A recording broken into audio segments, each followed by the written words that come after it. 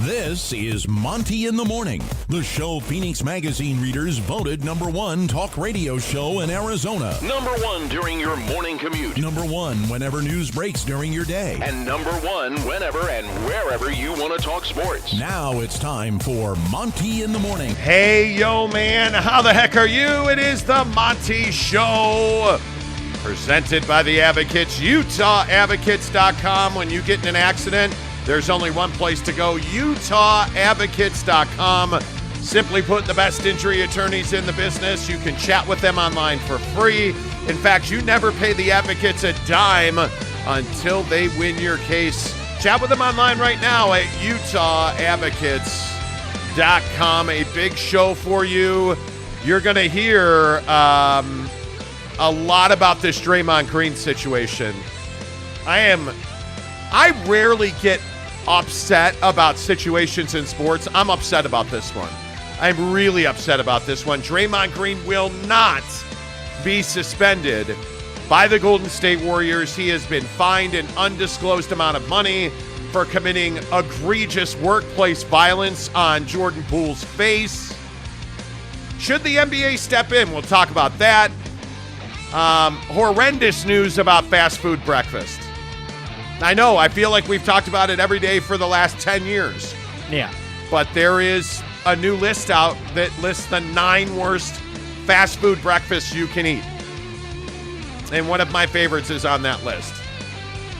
And it hurts. I mean, I understand why it hurts, why it's disappointing, why it's going to ruin your day. Yeah, I got to be honest with you. It really I'm not really sure how you're going to be able to work under these conditions, but, You know, I just want... I want a better class of fast food breakfast. Yeah. And they're not going to give it to me. So, yeah, we'll talk about that coming up on the show. But I want to start with, you want to go BYU or Draymond first? Let's go BYU. Okay. Let's go BYU. Because obviously here on the Monty Show, you know that we are the truth in Salt Lake City sports talk. That's why you're here every day.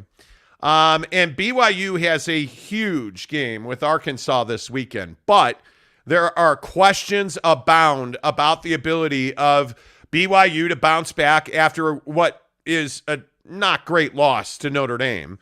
And I say that because clearly that's a game I feel like BYU should have won, and they had an opportunity to win that game, but they just couldn't execute at the right moment. And now we find out, Jake, that they have multiple injuries across the defense that are going to knock guys out for the year. Can BYU bounce back and put up a quality performance against Arkansas? Yeah, I struggle with this concept because I think that, we first have to address this whole rotating on the D-line and the O-line, first of all. I think that, when you are rotating your line guys on either side of the ball, it's really going to hurt your team's ability to create sort of a brand and an identity on the football field. You got to have 5 guys who regularly are getting the lion's shares of the snaps. And so to me, when you're dealing with injury or when guys are out for whatever reason, that's one thing. I can understand that. Hey, this guy sustained an injury. Next man up. Okay, hear that all the time. No problem with that. What I do have a problem with is this whole concept that BYU, even though guys are healthy, is rotating guys mostly on the right side of your offensive line, but you see it on the defensive line as well.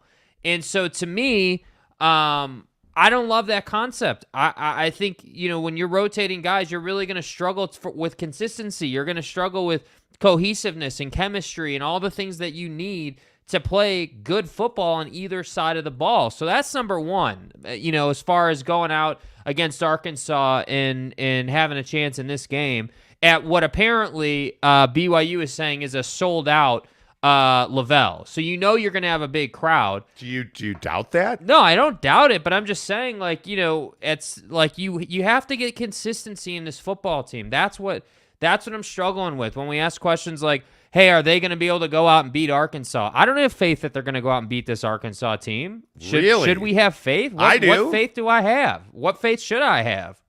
Wow. The thing that comes to mind there is I feel like this one, they're talented. I think you can rely on the fact that BYU is talented. Jaron's going to have a full week to figure out whatever this shoulder thing is he's dealing with. You would think that you would be encouraged by the way Chris Brooks ran the football against Notre Dame. I mean, I think there's a lot of reason to be excited. I mean, obviously, you're not excited to see a guy the caliber of KJ Jefferson who's going to play in this game.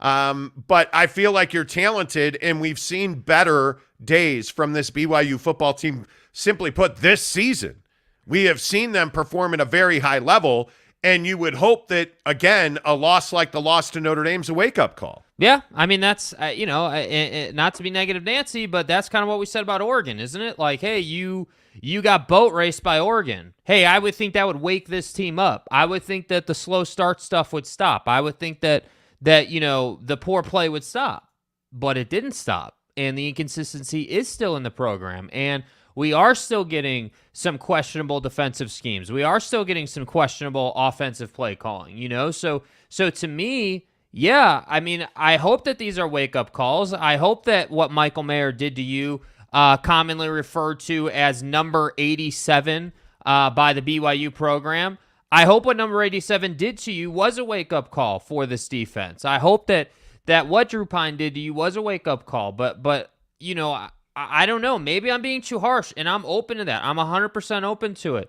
But I don't really feel like we have a lot to lean on that tells us, hey, yeah, this team is going to bounce back, because they've had those opportunities to bounce back. And what have they given us? Well, they've given us good performances in the second half, but they've also given us pretty slow starts in the first half. And so against a team like Arkansas, who does have SEC talent, who is a good football team, getting behind Arkansas early is probably not a recipe for success, or not a game that I would want to be playing if I was BYU. So to me, I just think that you got to do some solidifying this week. Like I agree with what you said yesterday. You can't have, Harris and Suamatae on that right side going in and out of the game. Like, they need to play every single snap, assuming they're healthy. Yeah, but I don't know that that's who Kalani is. I don't know that I don't know what the justification for that is. And I think when you look at this BYU team, I mean, the frustrating thing again, in my opinion, is some of the injuries. And you listen to Tuiaki yesterday meet with the media, like what he says here about third down is infuriating. The third downs was really, as we came away with it without even looking at the tape, knew right away that that was an issue of ours. In order to, coming off the field, there was tried several different things, thought about several different things as far as the schemes, maybe things that we could have done differently, but felt like if we would have executed, it would have given us a better shot. Well, no kidding. This is what frustrates me about this defense. And, look, Coach Tuiaki is a guy that unlike most people, I believe he's a quality defensive coordinator. But when you say, if we'd have executed, we'd have had a better result. Well, yeah, no kidding, kid. Like, I know that. You know that. That's the story of life. But why can you not get off the field on third down consistently? It has plagued this team for 3 years, really. I mean, if we're being critical about it. Yeah. Multiple seasons, the story of the defense has been can't get off the field on third down. So you hear that, and then you say to yourself, well, why are we dropping 3 or why are we rushing 3 and dropping 8? The philosophy, the conversation, it changes every year. I think a lot of it really has to do with who are your players, who you're working with, what are they good at, what are they best at, how much are you willing to sacrifice, and what part of the game are we at? I mean, all that stuff comes into play, and so the pressures and all that stuff, we carry pressures every single week. We use them every single week. And some teams we prefer to play more coverage than we do pressure. We feel like coverage pressure is what we call it is better than blitzing and leaving your coverage guys out there to dry. And so it all just kind of depends on what's going on at that time with who you've got and who's playing. Well, I mean, listen, I get it. You're what Coach Tuiaki said right there is, hey, you know what? I don't believe we have the talent to blitz. And I would tell you it doesn't matter if you have the talent to blitz. Drew Pine picked you apart because you didn't get back there. And I think this secondary's never been in better shape than it is right now to cover. And I understand you've been without Malik Moore now, and I totally get that. But I think Micah Harper's played really well. I think Max Tooley has really turned into an opportunistic safety linebacker corner, cover, whatever you need him to be. Like, you have guys on that defense. Ben Bywater, I think, has been very good. You got to find a way to get to the quarterback. You got to find a way to get the quarterback off their spot. And I don't love that. I don't love that idea. Well, you're essentially saying you don't believe you have the athletes to blitz. Am I hearing that wrong? No, you're not. And what my thing is, I would take it one step further. He said in that clip, hey, it really depends on your players and their strengths and their weaknesses and where you're at in the game. So in simple terms, what you're saying, Coach, is that depending at where you're at in the game and who's not on the injury report, dictates your play calling, not what down it is, right? How long it is to get a first down for the offense that you're playing, and who the quarterback is, because that's what matters in college football, right? Who the quarterback is. If the quarterback is Drew Pine, a guy who is more of a pocket guy than a runner guy, right? You know that, okay, we have one or two routes we can go here. We can just play coverage the whole game, and he's probably going to pick us apart, because you can't tell me Tuiaki is not cognizant of that and doesn't know that Drew Pine's capable of that, because he absolutely is, and there's plenty of tape out there that shows Drew Pine doing that.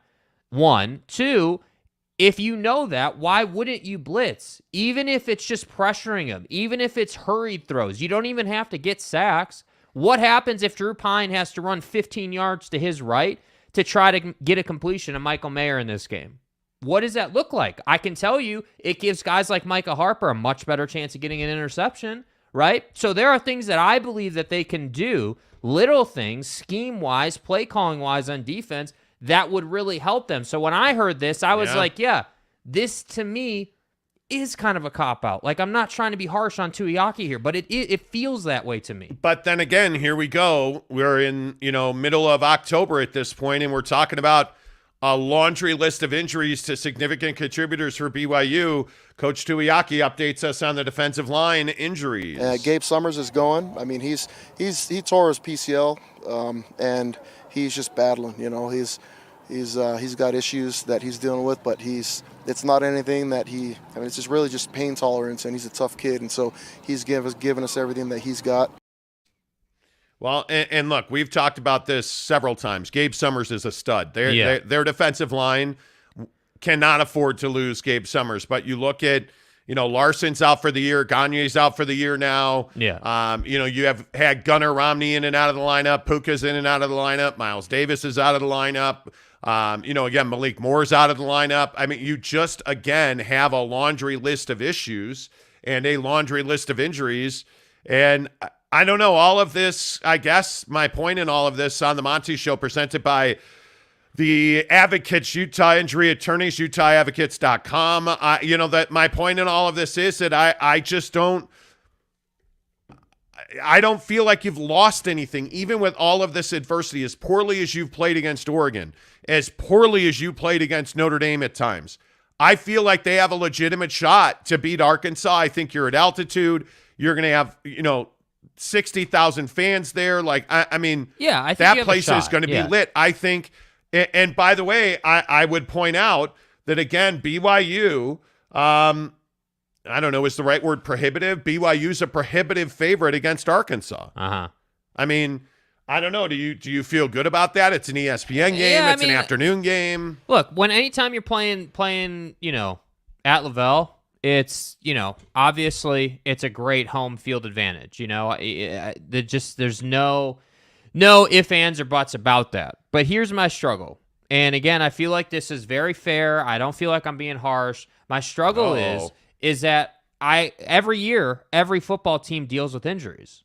Like, we can all agree on that. Whether you're Nick Saban in Alabama, Kirby Smart in Georgia. I feel like BYU consistently deals with but more and more injuries every single year, and it's every year. I feel like the numbers go up. But then, and I agree with that. And so when we talk about guys like Puka and we talk about your key contributors, even when they're on the field, they're not getting the ball. Kalani, straight up, we played a bite yesterday, and I think it's still, if you want to play it, we played a bite yesterday where Kalani's talking about, the offense, needing to be more efficient. and they didn't get Puka the ball one time. How's that even possible? Yeah, I don't know. We didn't get Puka a ball, so that's frustrating.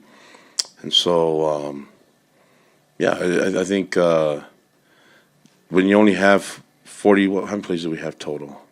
46. That's not going to do it. And so, part of that is defense get off the field, and offense get first downs and keep drives going, and just get more efficient football from our team. I think what Notre Dame did was right. Own the clock, be balanced, run the ball, throw the ball, and that's what we should be doing. Yeah, I mean, the frustration is amazing. Like, you just don't – I mean, he's an emotional guy. He runs hot on a regular basis, but I can't recall the last time I've seen him that frustrated. And, it's disappointing to me that here we are on October 12th or whatever today is, and you're still dealing with these talking points. Yeah. These are training camp, talking points that we're dealing with on BYU, not executing, not being efficient, injuries. Yes. It's incredibly frustrating. And I don't know if you just don't have the right guys in the right place. I don't know if you don't have the right coaching staff. I don't know, and we'll talk to Harris LaChance, presented by Papa Murphy's Pizza, coming up at 8:30. We'll ask him that. I just feel like this team is too talented to be struggling like this. Mm-hmm. It's amazing. Mm-hmm. By the way, though, I do want to point out that Jake is a complete jerk. Okay, I think we've known this, but every day Jake makes a thumbnail for this show. Right, and I do my best. I do graphic. My best. It's a graphic that goes on Facebook and Twitter and YouTube to tell people and let them know what we're talking about. I said to him, hey, the headline today is what's wrong with BYU football. Okay. All right, little buddy, here's the thumbnail. What? This is the original thumbnail that Jake came up with for the show today. Hey, look here, man. That is one of the worst thumbnails. Well, actually, it's one of the best thumbnails I've ever seen that I have ever bore witness to. Just me coming through, man. Just me doing me, Now, notice, as a compassionate man, right? You have empathy. I did not use that thumbnail. I'm gonna get medieval on your ass. That's pretty amazing. Bro. That picture. Note the Utah player behind him. Just look at the Utah player behind him, dude. That picture is savage. All right, let's get your thoughts in here. Barfing Chicken says that's just cruel. It is one of the most amazing I mean, honest to God, if you're the most ardent BYU supporter, this makes you laugh, right? Yes. Right? This makes you. It feels like this is like some weird, awful, worst case scenario. You entered a level 3 yard in Chino, right? And you're like, oh God, like this is that's one. I mean, you know, see what happened was that's one of the greatest photos ever. That's what that is. 87 reminds me of Marty Bennett for some reason. A Marty Bennett blast. 87. Look at him. I miss the rivalry so much. Like that picture right there is exactly why we need the Holy War every single time. Every year. Mike Maple says, morning, guys. That was a bad night. Yes, it was. Boyd Lake says that photo embodies the thrill of victory in the agony of prison. Oh, he said defeat. The agony of defeat. It really does. That photo, my God. I mean, come on. That's brutal. Barfing Chicken says rivalry week used to be my seasonal depression. It was awesome. Yes. Mike Chase, good morning to you, my friend. He says, morning, fellas. The run game, in my opinion, is what's wrong with BYU, and they don't have the killer attitude. Well, but I think the problem with that is that I felt like you ran the ball really effectively against Notre Dame. Yeah. Well, I just think you didn't. The play calling was a bigger issue than the run game. This comment to me is awesome. I think it perfectly embodies one of the biggest problems from the big picture with the program, which is this is not a killer program from the standpoint of they're not coming out to end you every single week. They would rather win by a touchdown and be classy and treat the media well. That's what this program would be. And hey, listen to me. That's fine for BYU as an independent. Totally fine. Big 12, that's a problem. You need to go out there and end people in the Big 12 if you have any hope to win that conference. So this is the Kalani's too nice thing. Yes, absolutely. This is Idaho State last year punching you in the face and you did nothing about it. That's what this is. Okay. I mean, I that's valid. I'm with you on that. Provo Cougar fan says Mike Chase spot on. Don't see much help from the OC or the DC. Yeah. Kurt Meyer says good morning. Teddy Wayman, what's up? Kurt Meyer says, Jake, BYU will come back in the second half and make it close. I'm sure they will every single week. Casual. Every week. Hola Billy says, only one thing I have faith in anymore is that all of my favorite teams will let me down. Well, wow. Well, is he wrong? Is he wrong? Is he wrong? I don't know who your favorite teams are. Who are your favorite teams? Yeah, Hola Billy. Who are your favorite teams, bro? Listen, and I think everybody knows this. I'm a fan of the holy my R and we Chicago Bears. And they let me down every week. Yeah, the double doink. Notre Dame, probably too soon, but I'm a huge Notre Dame fan. They let me down every week. I'm a huge Chicago Blackhawk fan. Cubs, Bulls. Chelsea Football Club. The Chicago Fire. No, Chelsea Football Club. No, I'm not. No. It's really despicable. No, I'm not. Let's see. Gabe Rasmussen says Puka dropped some, to be fair. Well, he dropped the one that he needed to catch. That's also fair, Gabe. I'm with you on that. Yeah. Boyd Lake says, I just don't want to see Tyler Batty dropping back into coverage.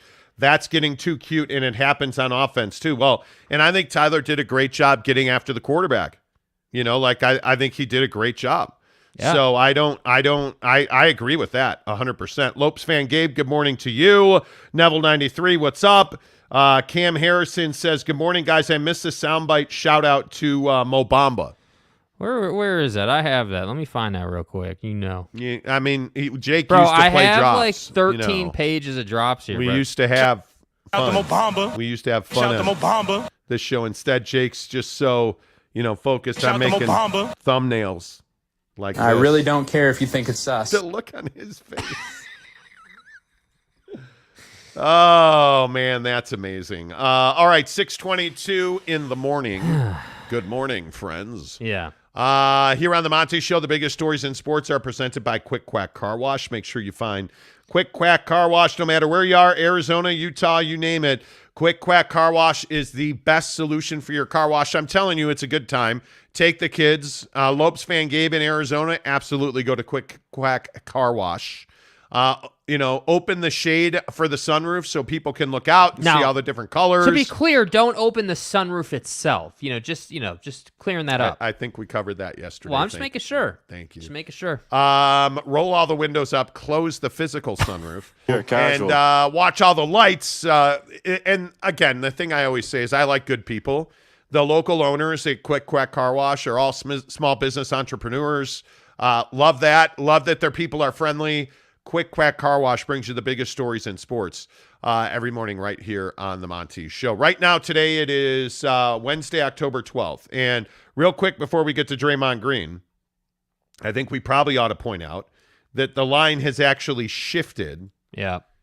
And that Arkansas is now a 2-point favorite on BYU. So does that change your mind? No, not really. Or excuse me, no. No, excuse me. Okay, excuse me. Again now. I got so this money's wrong. Coming in. No, I got this wrong. It should say that Arkansas is a 2-point underdog. Okay, got it. Okay. It was 4. It is now 2. So Arkansas was a 4-point dog. Now they're a 2-point dog. Yes. So the line is moving towards Arkansas. Yeah. Like right now today, do you have any idea, score prediction? Because don't forget, we're off on Friday. Yeah. So we'll give you locks tomorrow. But yeah, I don't have faith in this team in big games. That's just as bluntly as I can say it. They haven't shown a propensity to win big games. You didn't beat Oregon. You didn't beat BYU. What makes me think that you're going to beat Arkansas? Because it's not just that you're home at Lavelle, right? Like, is the Arkansas game gonna feel like the Baylor game? Is it gonna feel? Is BYU just gonna come out and control this game and finally step into who we thought they were? Maybe that does happen. I don't know, but I'm just saying to this point, I don't have a ton of faith right now. Wow. Okay. That's fine. Speaking of not having a lot of faith, Hullabilly's favorite teams are the Wild. That's pathetic. The Utes, Jazz, and Pats. They were good, but now they suck, and I'm a Dodger fan. So wait, you're a front runner. Pats and Dodgers? How does that even happen? How are you a Pats and Dodger fan? You're a front runner. He said, but apart from 2020, they make my heart ache. Well, not last night. Thanks to Mike Clevenger, your heart didn't ache. The Dodgers beat the Padres. Slam Diego just can't win in L.A. I mean, Mr. Spider Tack, though, by the way, pitched pretty well for the Yankees. Am I the only one that's super stoked about the playoffs? Like, I sat on this show yesterday, and I evangelized for Major League Baseball and talked about how amazing the playoffs are. You said the playoffs sucked. No, I did not. Yes, you did. No, I did not. I never said that. I said they weren't the best playoffs, but I was excited to see my guy Anthony Rizzo jack it deep, into the second deck. You said jack it deep. Yeah, no, I said jack it deep. I was, I was into it. Yeah. And I'm watching the Whales Vaginas take on the Doyers. Yeah. And this guy texts me. He's like, "Oh, the NHL on ESPN's amazing. The graphics are good. The video's crispy." The sound sounds good. Like the NHL is amazing. Yeah, we don't have to deal with sound issues like we do on Amazon or like we do with the Utes or with the Jazz or Says the guy who sat here yesterday. He's like, "Oh, baseball's number one for me." Yeah, I was flipping back and forth. Baseball's fucking off the hook here, man. It is. It's like, wow. Do you see how big his bat is? But when Slam Diego's getting shellacked in the fourth, I'm going to turn on hockey. Look at his balls. I mean, it's unbelievable. Yeah, And you're watching opening night hockey. Yes, by on the way, ESPN. I watched quite a bit of that as well. But are you kidding me that you're not even watching? I did watch a decent part of the San Diego game, right? But they were losing. Well, no, get it right. It was the Dodger game last night. It was not the San Having Diego fun is the name of the game. How are you watching? It's ridiculous. Hullabilly says, I have family from Boston and Los Angeles. My first NFL and MLB games were Dodgers and Pats. Okay. I don't believe you. Well, I mean, he's not a front runner. He's a fan of the Minnesota Wild who never win anything. I mean, so, I'm kidding. Hullabilly, I'm just having fun with you. Kurt Meyer says, I think BYU beat themselves almost every week. They do. I would agree. Barfing Chicken says, no windows down is good. Take a shower in your car. Okay. Okay. Surprised to see the lack of seniors on BYU, but their best have been leaving after their junior year the last couple of seasons. Well, and I also think that when you're a senior at BYU, you're about 37 years old. So your earning days are numbered. Yeah. Your career is already short, but if you serve a mission, I mean, you lose 2 of the best years of your football career. So I think that's why you're seeing that. But listen, I don't think maturity or experience is a problem for BYU. It is mentality. Yeah. It is an issue with mentality. So we'll see. All right. The other biggest story in sports this morning is we need to get to this Draymond Green situation with the Warriors because there are a few things that I get fired up about. Right. But this situation with Steve Kerr and the Golden State Warriors is ridiculous at this point. We've talked a lot about this. I don't want to get into the merits of Draymond's punch but let's call this what it is. Yeah. Draymond Green committed an egregious workplace violence, assault. He punched Jordan Poole in the face. Yeah. And as punishment, there will be no punishment. You heard me right. There will be no suspension. There will be no missed games. Draymond Green will return to the Golden State Warriors today. He will be on the floor for them Friday night, and he will be part of the ring ceremony when they open the season a week from now. And I cannot believe it. This is beyond comprehension in my mind that the Golden State Warriors are not going to discipline Draymond Green in any way, shape, or form. I think it's terrible. I think that this is absolutely a free ticket for Draymond Green to continue to act out, continue to be violent with his teammates. I think this is a blight on the face of the Golden State Warriors.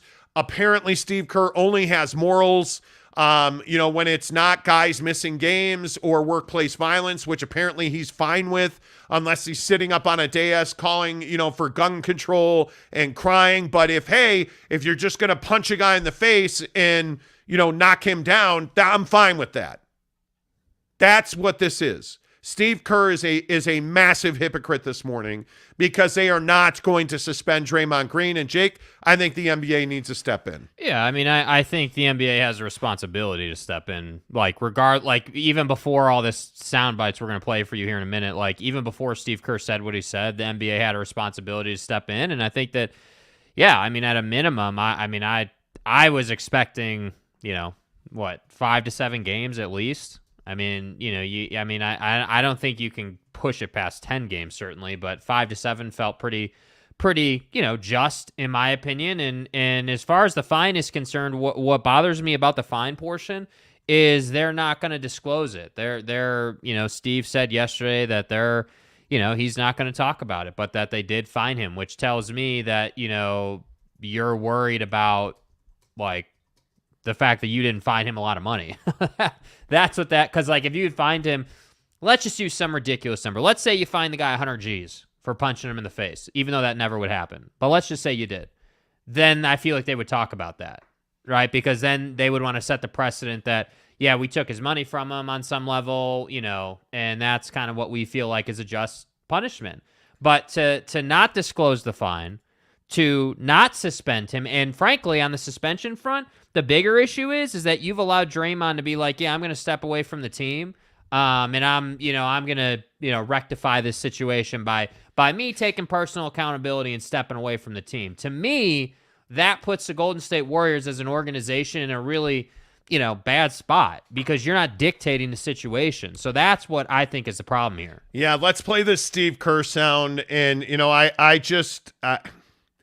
this is shocking to me. I am truly, I just don't even know what you say. Let's go back to what Steve Kerr originally said about Draymond Green. We've had those discussions with individuals, with the team, and those discussions will stay private as long as nobody leaks those conversations.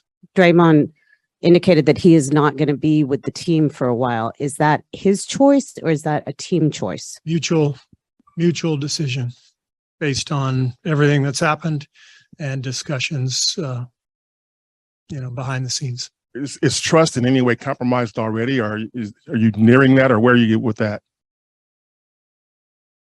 No comment. So no comment on whether he trusts him or not. That was 2 days ago. And at that time, remember, that felt pretty blunt out of Steve Kerr. I felt like, hey, saying no comment says everything you need to say. Hey, I don't trust Draymond Green. He just didn't want to say it like that. And then yesterday, Steve Kerr said this. He is going to come back to practice on Thursday. He's been fined. He will not be suspended. I expect him to play Friday in our last preseason game and on opening night. We have spent the last week in deep discussions with all of our key figures in the organization, including Jordan and Draymond, of course, Steph, all of our players, Bob, myself. And I can tell you there have been a lot of conversations, individual one-on-one discussions, players-only discussions, everything that you can think of, all the different combinations that are possible to have in a conversation. We've had them. It's been an exhaustive process. We feel like we have a great feel for our team. We've got a lot of continuity on this team. So Bob and I know our players extremely well. And we feel like this is the best way, after assessing everything, for us to move forward. It's never easy.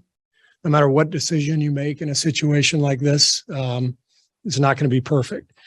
This is the biggest crisis that we've ever had since I've been coach here. It's really serious stuff. This is the biggest crisis we've had here. It's really serious stuff. So we're not going to punish Draymond at all because of that. That's what you just said. Yeah. This is the most serious crisis we've had here. So we're not going to suspend Draymond at all. Yeah. He'll be back with the team. He'll be on the floor Friday night to close out the preseason. And the media is speculating, and I think justifiably so, that they want Draymond Green to be part of their championship celebration. Vexes me. That they don't feel like it would be appropriate to have a guy that's been a foundational piece of their club and their organization for this entire era of Golden State Warrior basketball. Yeah. To miss their championship celebration, to which I say he punched him in the face. I'll drop that motherfucker. How is this? I am outraged, and I am rarely like upset about things. This is really upsetting to me. We have a culture of violence and acceptable violence in this country. And part of that narrative is Steve Kerr is sat up on the dais as the head coach of the Golden State Warriors at times in tears about violence and incidents of violence in workplaces. And yet here you are with your own guy in your own house committing egregious workplace violence, and you're fine with it. And I know you're fine with it because you're not going to suspend him and you're not going to punish Draymond Green. And you didn't even announce the amount of the fine because God forbid we would know that you fined him like the cost of a candy bar. This is ridiculous to me that you, as a guy, Steve Kerr, who claimed to have an incredibly strong moral compass, just said, I'm fine with you committing violence in my workplace. It's really despicable. I don't get it. I don't understand it. For an organization that has been a gold standard in professional sports, to allow this to happen is unbelievable. This is an uncharacteristically awful misstep for the Golden State Warriors. Hey, if this was the Phoenix Suns, okay, I could totally get that. If this was one of the worst organizations, if this was the Washington Commanders, I could totally get that. Yeah. But this is the Golden State Warriors. This is the Lakers. This is Steve Kerr. This is Bob Myers. And apparently they've been frauds the entire time. Facts. Because they're going to do nothing about Draymond Green punching an employee of the Golden State Warriors in the face in their building. They're going to do absolutely nothing about it, and I just think it smacks of hypocrisy. Yeah, no, I completely agree with you. You know, I mean, as I've said, you know, in our conversations over the course of this week, like I mean, he needs to be suspended. I just, there's no way around that. I mean, even if we were honest to God, even if we had to have a conversation about the fact that the suspension wasn't good enough, at least you suspended him. You know, like if they had suspended him 2 games, let's say, that would feel light to me, but at least you suspended him. You know, then we can have a conversation about, okay, yeah, you do have morals. You did suspend him. I understand that's what you thought was right. Maybe I disagree with it, but okay, that feels a little better. You have a culture of accountability, which is why you suspended Draymond Green for 30 days. Winning is not nearly as important as feeling protected and safe when you come to work. Facts. Right? Like, these are all things. It's stunning to me. It is. It's absolutely stunning to me. And I think this other piece that we have here of sound, where Steve Kerr's talking about Jordan Poole. Because one thing that they're leaning on here is that Jordan Poole they're playing Jordan Poole off as like this mature guy who is like moving on. And I feel like they're almost justifying that low-key for not suspending Draymond Green. He's an incredibly mature young guy. I think we've seen that on the basketball side with his work ethic and his ability to work through, his rough rookie season and go to the G League bubble and do everything to get where he is now. It takes a lot more than just talent. So this is a pretty special young guy. It was already reported after the incident, he worked out for another hour on his shot. Came out, whatever it was, a couple nights later and, scored 15 straight points at one point. I think he's cool. Like not much phases him. And now he's got a blank check, Jordan Poole, because what you've done here is you said, and what this feels like is you paid him off. Yeah. You paid him off Totally. so that he wouldn't sue. He wouldn't make a big deal out of this. That's what this feels like. It is an unbelievable misstep by the Golden State Warriors, and it's an unbelievable misstep by a guy that I believe to be a very high character in Steve Kerr. And it feels like Steve Kerr is doing what every other politician does, which is, hey, when it suits me, I'm going to stand on my moral high ground. Oh, it doesn't suit me? Oh, well, I'm going to justify workplace violence then. Y'all feel me? I mean, that's what this is. And again, I just cannot believe that this is who Steve Kerr is. I cannot believe it. Like I don't know. Are you putting wins above doing the right thing? I don't know. Like, well, my question is what kind of position is Steve Kerr in? Because as the head coach and up until this point, Steve Kerr's been the guy, right? The coach, like, obviously works very closely with the front office. Yeah. Like, they have a great thing going. Steve Kerr's got a lot of power. But now it feels like it's either because it's one of two things. Either Steve Kerr is compromising on his morals and doing exactly what you just talked about, like what every other politician does, or something's been dictated to Steve Kerr. But we'll never know the difference. And that's the problem here. I feel like even though they were talking about this, that there isn't really much transparency about how the process went down. That's great. You had conversations. Cool. I can have conversations. Neat. What was the process of coming to this decision? Steve Kerr intimated yesterday that their process was talking to players, having some conversations, and that Jordan Poole is a mature kid. That was the process, and that he hopes that they've built enough trust in the community and with the media that we'll just trust that their judgment is good and that their culture is able to handle this, even though he also said their culture's been really damaged. Like, I agree with you. He's doing this whole back and forth thing, both sides of the fence type thing. He's playing the convenient role here as we talk about Steve Kerr and the Golden State Warriors deciding not to suspend Draymond Green. He will be back with the team Friday night on the floor playing in their final preseason game. He will be taking part in their championship ceremony on opening night. And I am absolutely floored by it. I cannot believe that the Golden State Warriors are not going to suspend Draymond Green for this. And my question is, should the NBA step in and suspend Draymond? And I don't see how they don't. I mean, you have, I think, in a league where we talk so much about culture and where you've had players at the front of rallies and marches, and we've talked about this league has consistently talked about the violence in our culture these days. To allow a guy to commit this level of violence is unthinkable. On tape. If this was in a game, Draymond Green would be facing a lengthy suspension. But because it was at practice, there's no suspension. Like, there's no way to justify this. There is, and if you have a justification for it, I'd love to hear it, because I cannot think of a reason or a justification not to take significant action against Draymond Green. Even from a basketball perspective, he's older, he's up for a contract, he is clearly not playing at the same level he has previously played at. It would have been the right thing to do would have been to cut him on the spot. Yeah. That would have been the right thing to do. Okay, you don't want to cut him, great. Suspend him for 30 days. Suspend him for a month. Yeah. Right? Again, Ime Udoka, the head coach of the Boston Celtics, suspended an entire season for having an affair with a female employee and using gratuitous, vulgar language with female employees. And who issued that suspension?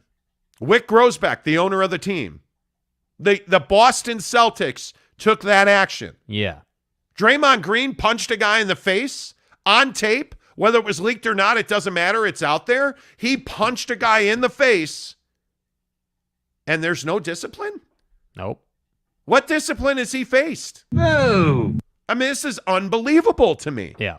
Unbelievable. All right, let's get your comments in here.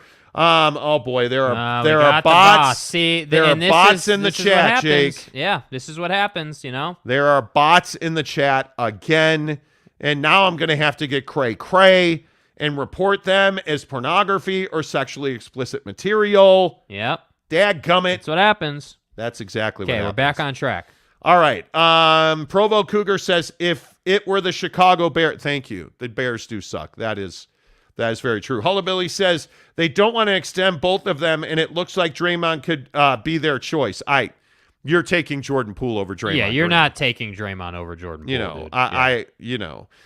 Boyd Lake says, what's your take on the theory this assault was a code red action sanctioned by some admin or coaching staff? I don't believe that for a second. What the hell does that even mean? It basically means that Jordan Poole needed to be corrected, and people in the organization were fine with Draymond Green punching him in the face. No, I think what they're fine with is that it is Draymond, so Draymond gets more leash on these things than anyone else on the team because Draymond's always been undersized tweener guy that's got to punch people in the face to get something done in the league. That's who he's been. And so I think the thing here that's at play is not that the coaches are okay with him punching someone in the face, but what they're trying to do here is they're basically trying to say, yeah, we have culture and our team is great and everyone's fine and Jordan's moving on, so it's not a big deal. And it's like, bro, you're completely missing the point here, which is it doesn't matter if you have good culture and Jordan's moving on.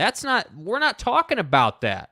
We're talking about the fact that you've allowed someone to punch someone in the face and done nothing about it. And yeah, saying you fined him, but then refusing to say how much is absolutely ridiculous. That's just not going to work. Provo Cougar fan says the NBA should just give Poole the cash. Draymond is fine. Okay, sure. Boyd Lake says Kerr is a fraud. Mike Maple says, is it that surprising when most of the outrage after the video came out was who leaked this? The league is full of hypocrites. Clearly that I can't disagree with that. Boyd says they're all about stopping violence everywhere but in their own house. Bush League. Eric and Raleigh says, why does Steve Kerr treating Draymond and Jordan Poole like adults make him a fraud? He didn't treat them like adults. He didn't treat them like adults. He treated them like two kids in school that were fighting. And those kids in school got a stiffer suspension. Okay, little Jimmy, let's go down. Me? Let's go down to the principal, Bob Meyer's office, and let's talk to Bob about how we're going to adjudicate this. Okay, all right, cool. We can shake hands, no suspensions. Let's move on. Yeah, that's what we're doing here. NY Jazz fan says, "Man, Steve Kerr sounds like a politician. He does." I mean, 100. Like, there's one more in there, and we don't have to play the whole thing. They asked him yesterday, so.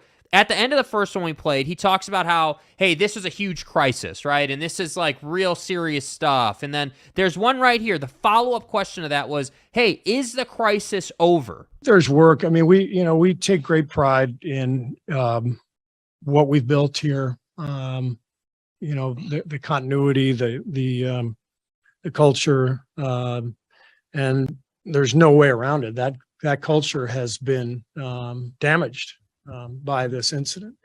And so you have to work to repair that. You have to find that vibe again every day. The beauty of this game and what our team has been about is finding that joy in the game, but also within the team, with the relationships, with the goal, with the collective in mind. It's when it's right, like it was last year, like it's been many times, you can feel it. And when it's wrong, and you guys have watched us, there have been some times where it has been wrong. Yeah, it's been wrong. Great, cool. What are you going to do to fix that? Not suspend him. I'm so. What was the question, Steve? The question was, is the crisis over? Is this situation that you say is real serious stuff and damaging to your culture, is it over? Notice he never answers the question, right? What's the answer? Well, there's work to be done, and, Yep. Eric and Raleigh says, the difference between gun violence and this type of violence between Draymond and Poole, right, Monty? No, it's called workplace violence. Yeah. And what happens is we know that these kind of things escalate. You've just said to Draymond Green, you got a free pass for being violent in the workplace. I see no difference. It's violence in the workplace. So to me, I agree with that 100%. But I think one of the problems we really face as sports fans and really just people is that somehow we've gotten to a place where punching someone in the face at a cubicle in your office job gets like you fired from a job. But because it's Draymond in a practice facility playing basketball, he's not going to get fired or cut, as cut obviously in basketball is the word you use. Like, do you see how it's the same thing, but because it's two different settings, it's treated differently? That's the problem. Eric, what are you talking about? Actually, what actually happened is Jordan Poole told them to let it go. Who cares what Jordan Poole wants? Who cares? Draymond Green's your employee. He committed a violent act against another one of your employees.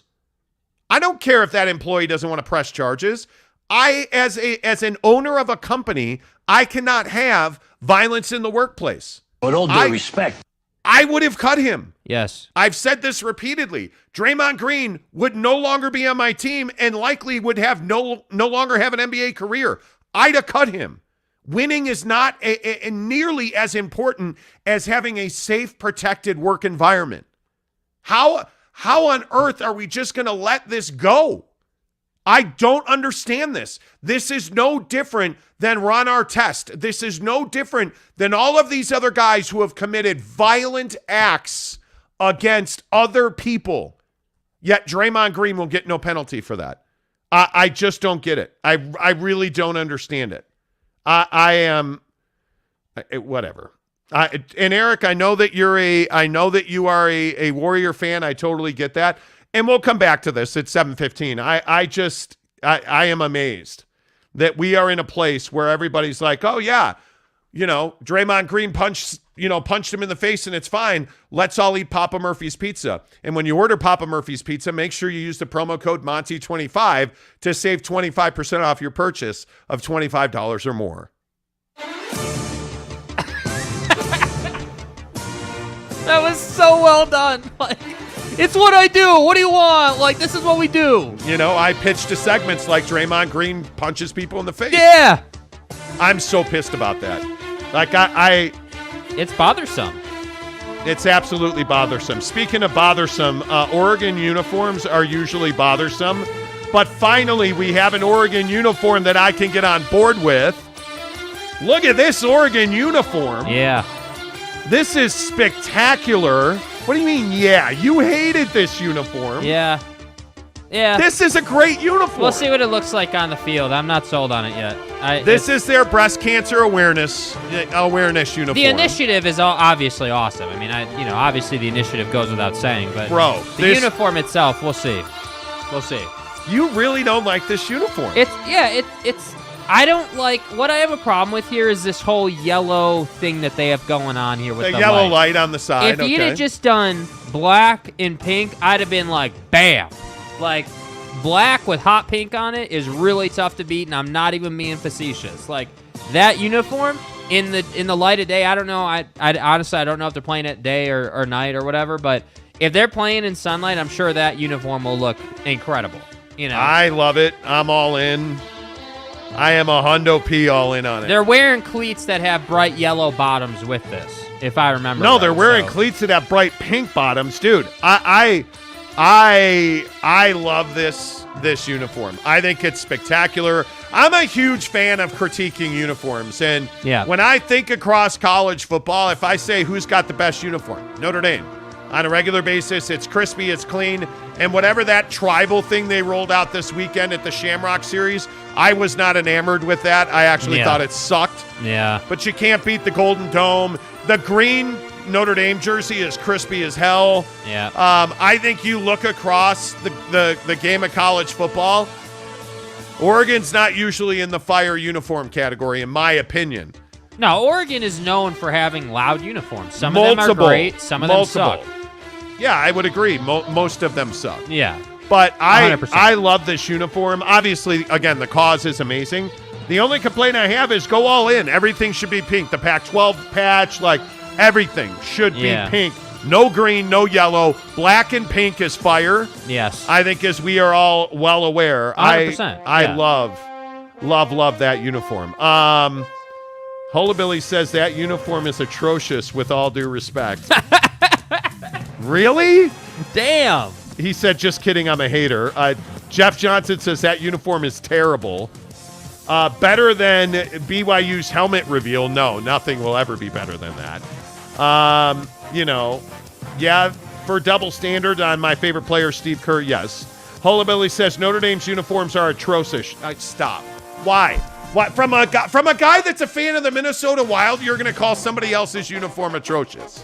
Yeah. Best uniform in all of sports. Best uniform, Yankee pinstripes. Get the... You know, I gave you a chance to redeem yourself. The best uniform in all of sports is not Yankee pinstripes. Okay. It is very, very clearly DI9, the number 9 at Hendrick Motorsports. Okay, that's just me being egregious again.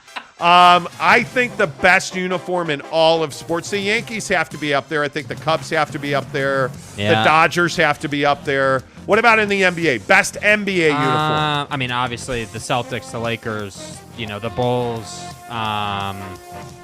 The Jazz yellows? No. Well, do the Jazz have yellows? Because I don't, I'm not real sure about, if those even exist anymore. But, no, the Jazz yellows are not there. I do think the Purple Mountain one could be there, though, for sure. I think that's. That's one of the best retros significantly. NFL, best NFL uniform. Yeah, the Chicago Bears orange. Yeah, I agree. Yeah, that's nice. It's nice. That's tough, dude. You got Dallas Cowboys got to be there. But we're not. The Raiders, silver and black. Okay, so iconic versus best is different to me. Oh, I think the Cowboys traditional, blue, white, star on the helmet, that's crispy. Yeah. There's no doubt about that. I mean. But to me, when I think NFL teams that have iconic or great uniforms that you know and love, the Giants have nice ones. The giant blue uniform, very nice. Cowboys.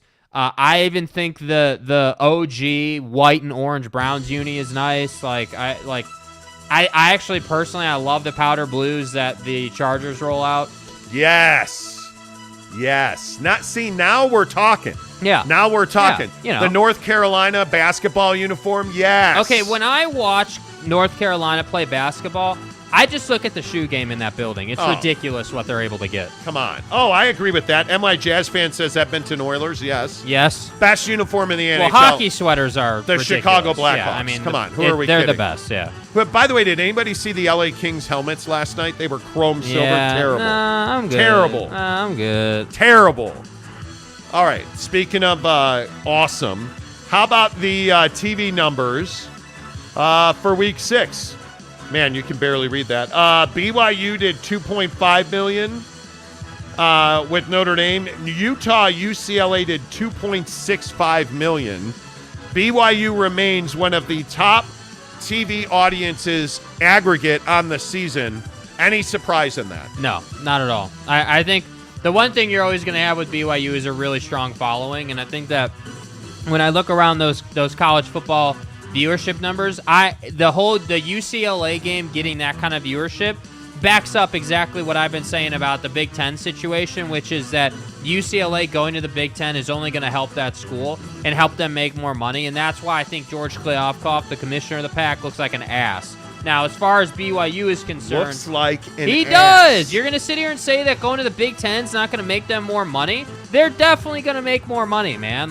This is not a discussion. Yeah, I don't disagree with it. Wow. Well, okay. But, I mean, George Kliavkoff did math on the back of an envelope, man. Yeah. Back of the envelope calculations. I wonder if he wrote Monty 25 on the back of that envelope. 911, what's your emergency? I smell something delicious and I don't know what it is. Ma'am, we've traced the smell and it's coming from inside your oven. Ah, amazing. Papa Murphy's. Yes, use the promo code Monty25 to get your Jacko pizza. By the way, and I need to ISO up on Jake here because he is going to issue an apology for what he did on this show yesterday. Go right ahead, Jake. I'm not sure what you're referencing. Not sure what you're referencing here. Are you really going to do this now? Yeah. You agreed you would apologize that you slapped our listeners in the face. What are you talking about? Wow. Yesterday was National Sausage Pizza Day, and Jake didn't tell me. And he is the guy that is in charge of the, hey, what national day is it? And yesterday was National Sausage Pizza Day. And it feels like a kick in the groinial region that you would not bring that up on the show. So again, as we talked about previously, let me go ahead and ISO up so that you can make your your retraction for not bringing up National Sausage Pizza Day, because we all are aware that sausage is the best pizza. So go ahead and look right into that camera and tell everybody that you're pathetically apologizing for screwing us out of sausage pizza. I doubt that. No, I'm not doing it. Wow. I'm not doing it. Everybody knows that sausage pizza is the best pizza. It's undefeated. Like, I mean, look, I get the triple pap. I understand it. Yeah.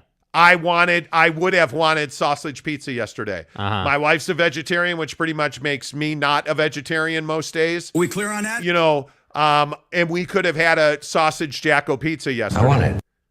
But no. Well, you robbed me of that obesity. I'm only one person, okay? Make sure you use the promo code Monty25 when you order your pizza at Papa Murphy's. Look, I'm a Jazz fan. Nothing like a spicy sausage on pizza, sliced Italian sausage. I'm saying. You know, I know that we have a lot of sausage connoisseurs on the show, so, you know. Are you not you're not really a sausage fan? No. You're not? No. Not a big meat guy on pizzas. I'll do a little Canadian bacon. Wow. A little ham, you know. Wow. I am absolutely a sausage on pizza guy. You give me some sausage, mushroom, and onion, forget it. Oh, my. Every day. Warm, cold. I'm going in.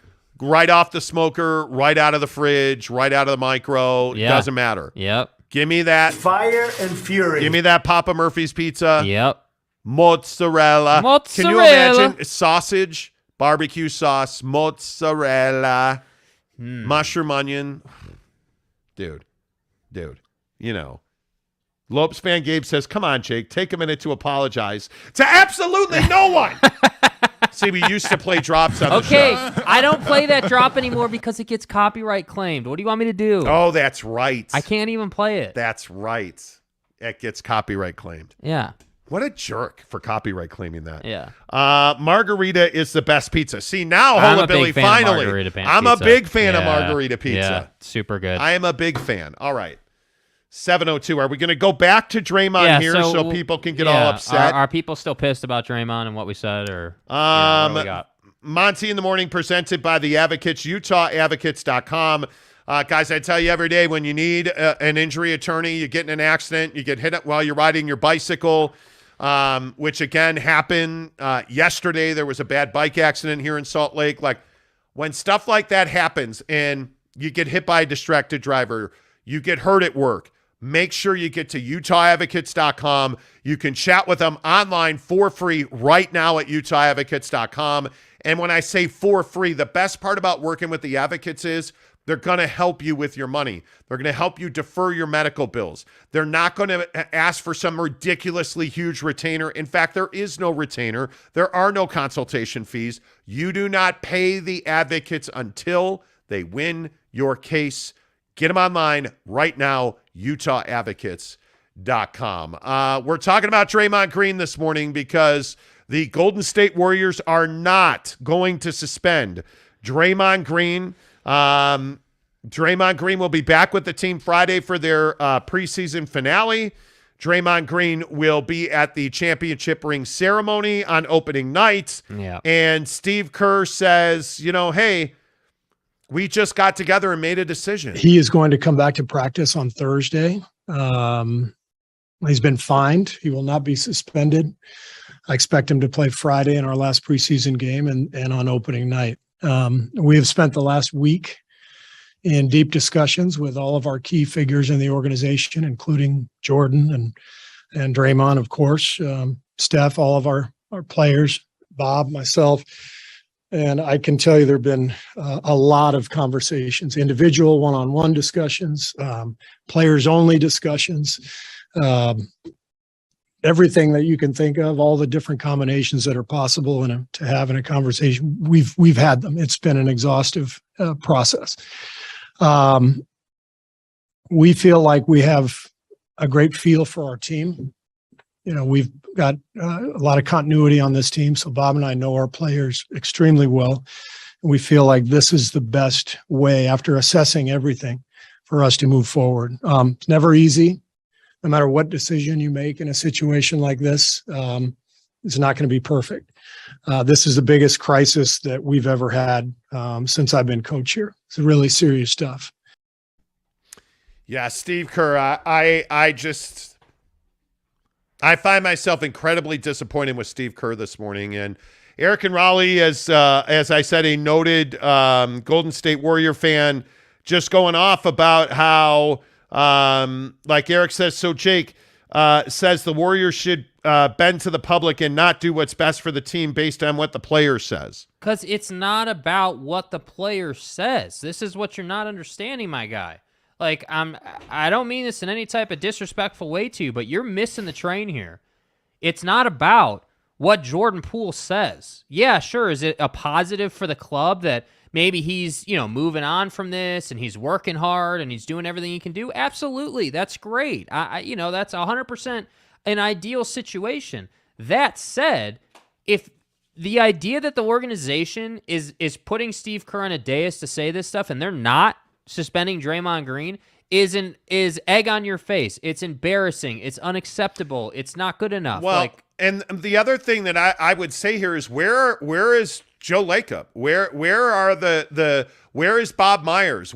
How is Steve Kerr the only one talking about this? How is Steve Kerr the only one making that announcement? It's ridiculous. This is supposedly, according to Steve Kerr, supposedly the biggest issue they've ever had. He used at the the word Warriors, crisis, right? Like he said, this is the biggest crisis we've ever had. Yeah. And the owner's not going to talk about the final decision. The GM's not going to talk about the final decision. I couldn't give a rat's ass what Jordan Poole wanted to happen. I want to know what Bob Myers and what Joe Lacob have to say about this. Those are the faces of the team. Yeah. It is crazy to me that you can find an avenue to defend the Warriors taking no action against Draymond Green. We took an indefinite suspension or an indefinite leave and turned that into 2 days away from the team, and he'll play on Friday night and we'll have him at the championship ceremony. Like it was almost as if it was a formality. It wasn't even like, and this whole concept of like,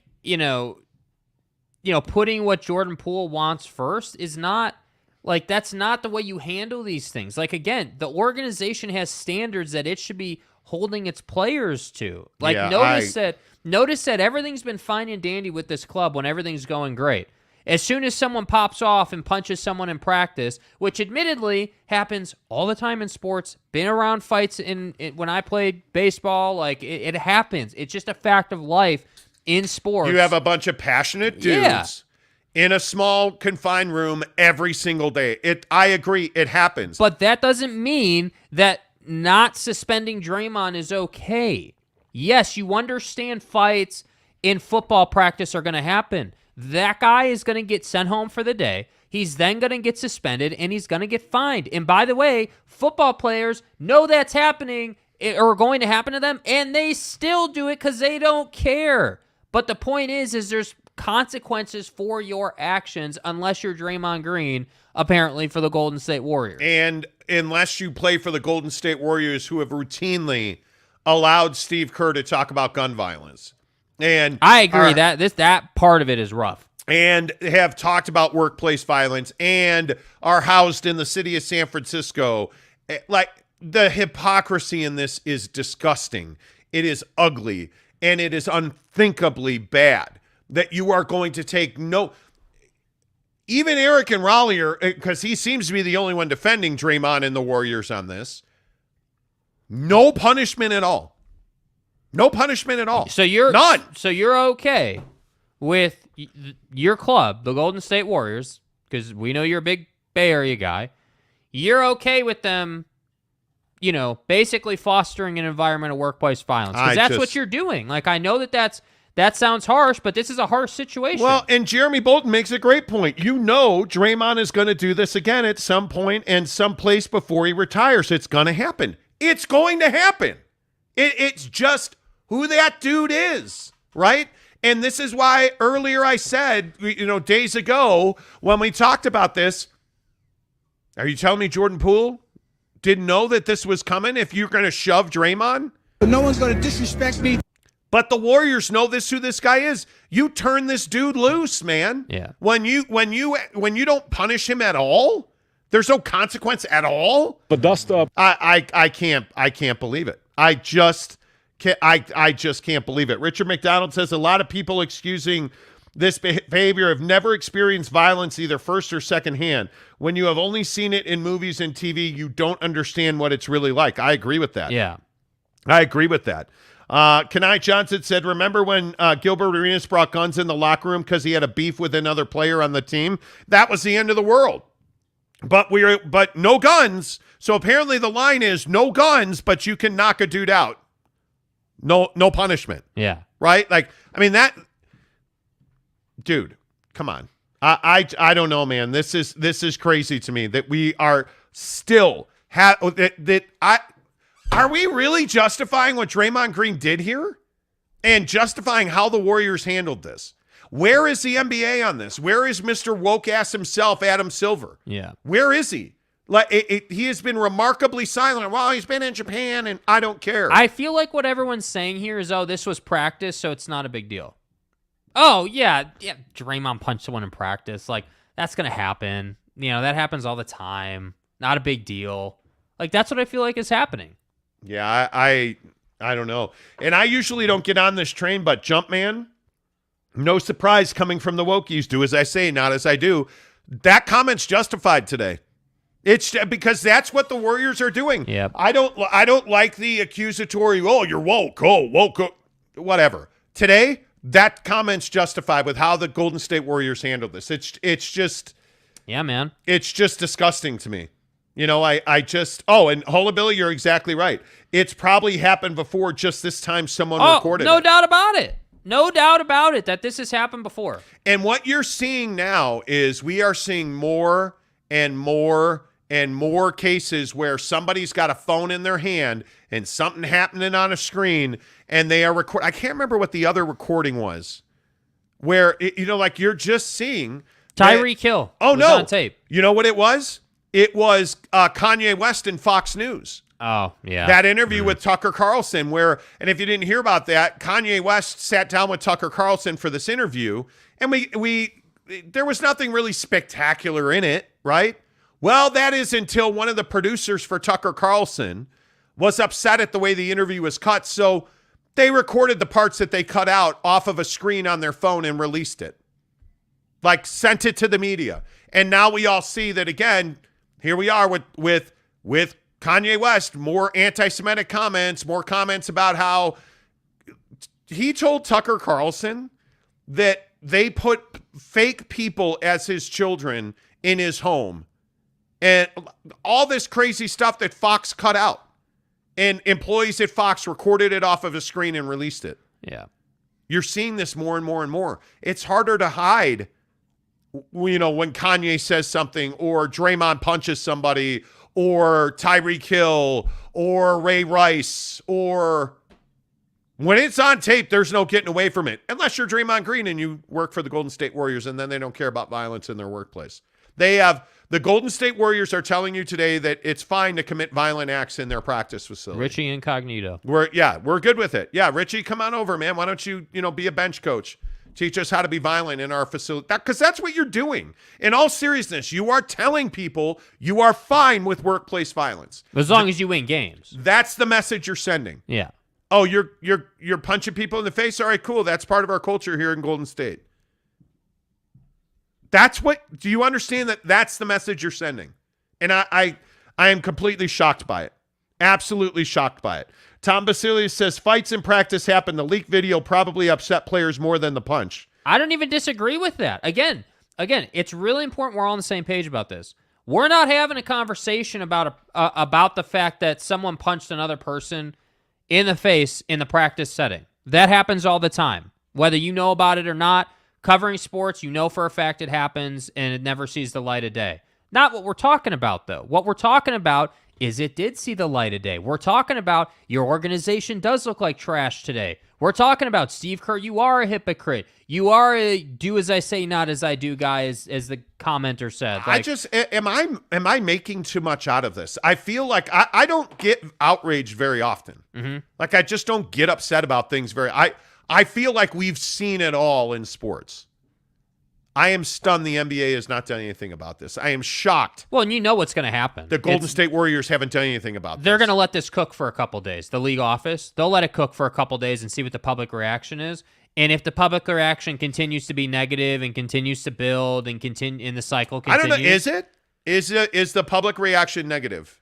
I don't feel like it is. I feel like we just are. I feel like most people's reaction is, oh, Draymond punched someone in practice. Yeah, that's going to happen, but probably not that big of a deal. Yep. Brady Cook says, what about Devontae Adams shoving the cameraman after the game when they lost on Sunday? Yeah. But here's the problem with that. That situation to me is slightly different in concept, because there's another angle of footage that basically shows that guy at the last second just ran out in front of Devontae, and Devontae never saw him. And so to me, the Devontae thing is not as big of a deal. Should he have shoved the guy? No, he shouldn't have shoved the guy. Absolutely not. And hey, ProFootballTalk.com says that the league office is going to shift to, the Devontae issue today, and we'll get a ruling or whatever. But it's like these guys that run on the field. This cat that ran on the field against Bobby Wagner, now says he has a concussion, and this is all setting up to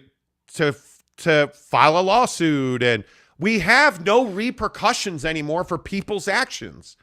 We just have no.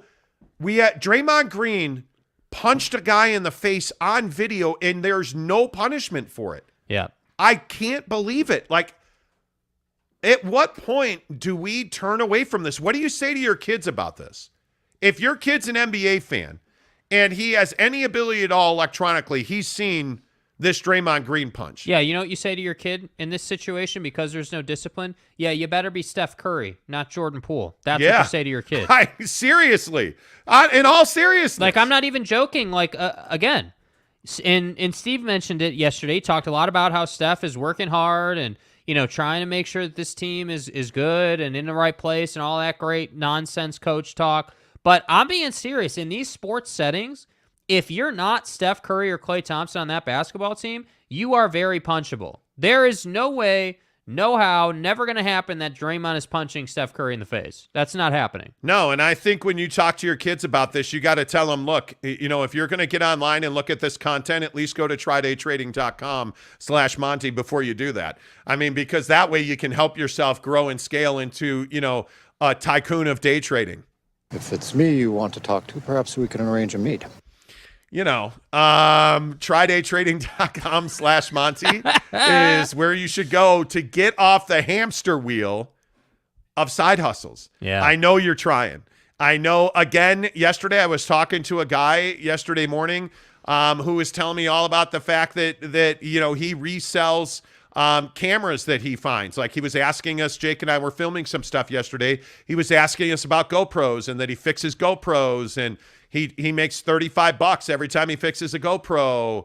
And it's that's a cool side hustle, man. But I don't want to make $35 and I don't want to work 3 jobs. I want to work 1 job and I want to scale it into an absolute monster. And that's what you can do with day trading. Go to trydaytrading.com/Monty. And I cannot say enough that, again, this is a local company. Ryan and the guys have been in business for well over a decade now. They're in Lehigh. They're good dudes to do business with, and they can change your life today. You don't have to keep thinking about, well, how am I going to get more chips for my vending machine? How am I going to do XYZ? Go to trydaytrading.com/Monty and understand what day trading is. Understand why the IRS is now facilitating tax programs for day trading, because so many people have discovered that day trading is a way to make hundreds of thousands of dollars and feed your family, pay your mortgage, go on that vacation that you've always wanted to go on. Your neighbor went to Disneyland. You couldn't afford it. Well, you can afford it because you're a day trader now. trydaytrading.com/Monty. Register for the free webinar. That's all I'm asking you to do. Go and register and watch Tri-Day Trading's free webinar, trydaytrading.com/Monty. Register, watch it, then make a decision. And listen, if it's not for you, I get that. But stop hesitating and stop saying that you might or you maybe or this weekend or, you know what, when I get some time tonight, do it right now. It takes 10 minutes.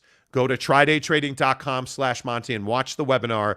It's free, and trust me when I say it will change your life. What do you always say? It's $273 a day. Yeah, $100,000 over the course of 365 days is $273 a day. You're telling me you can't make that? Come on. Come on now.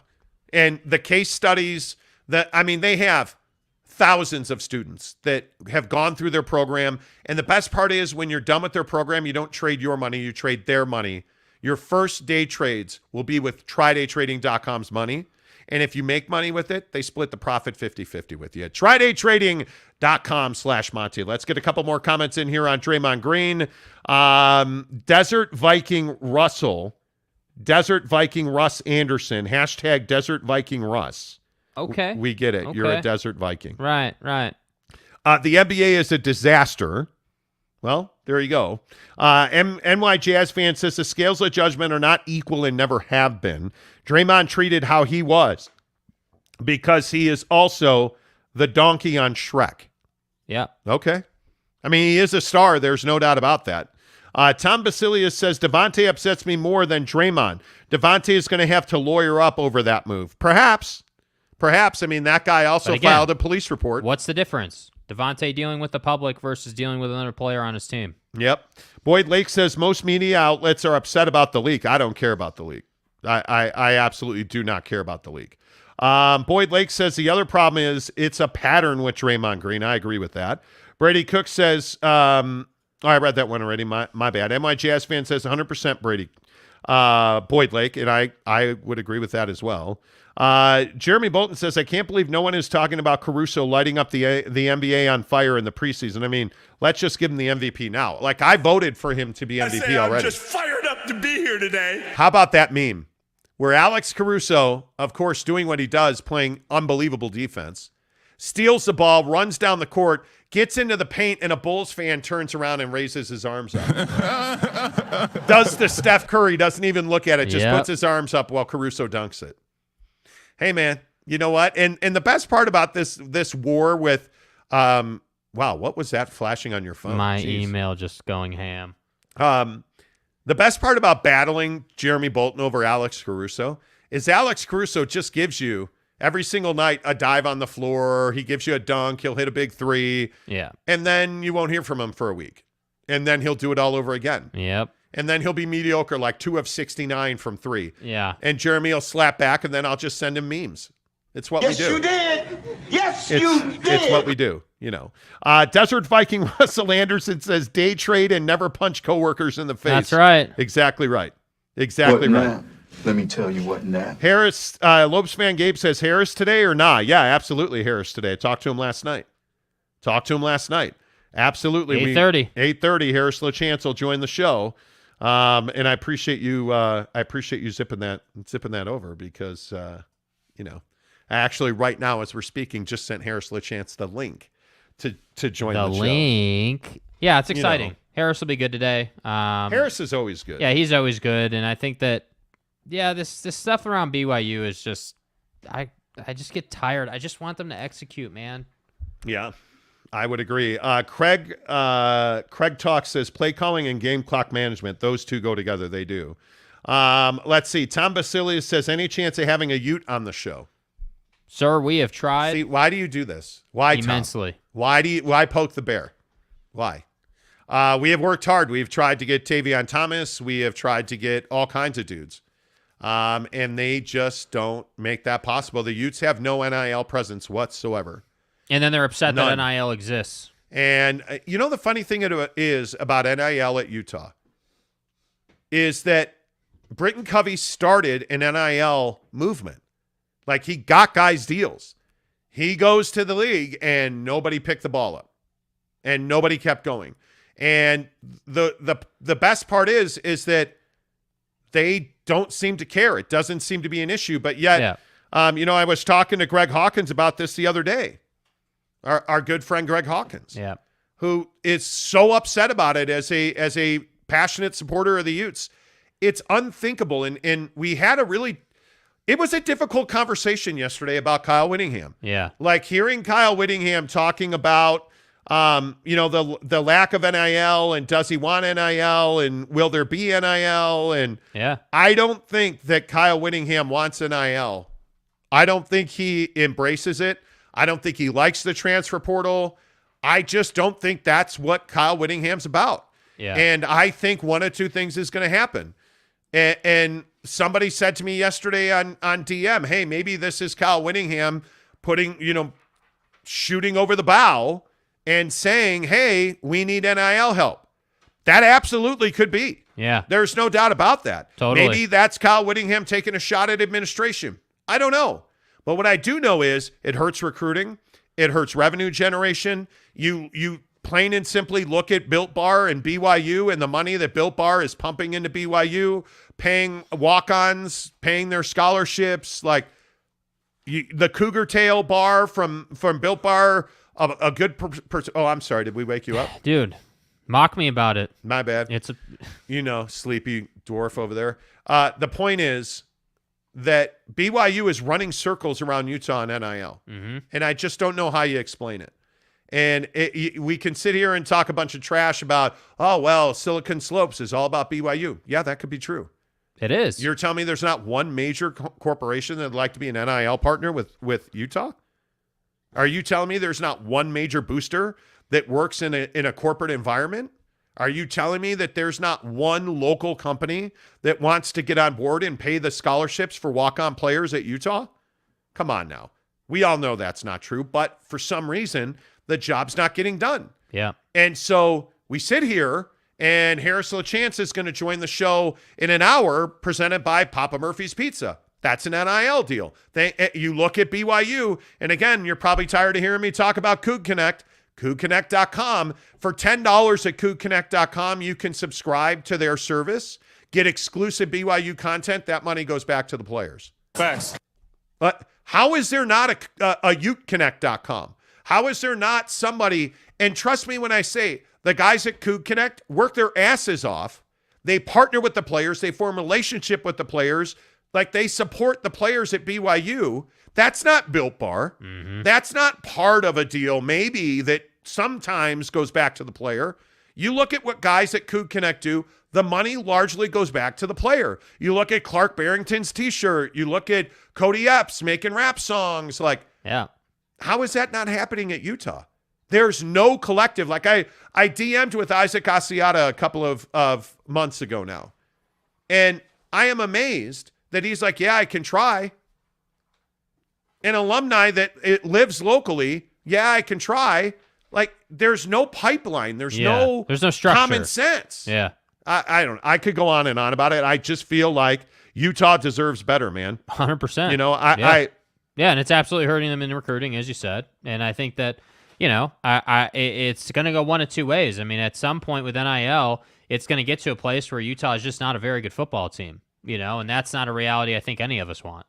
Yeah, I just don't know. I don't know, man. It's crazy. Punk Philosopher. Yeah, by the way, there's this today. Now everybody is catching up on the show.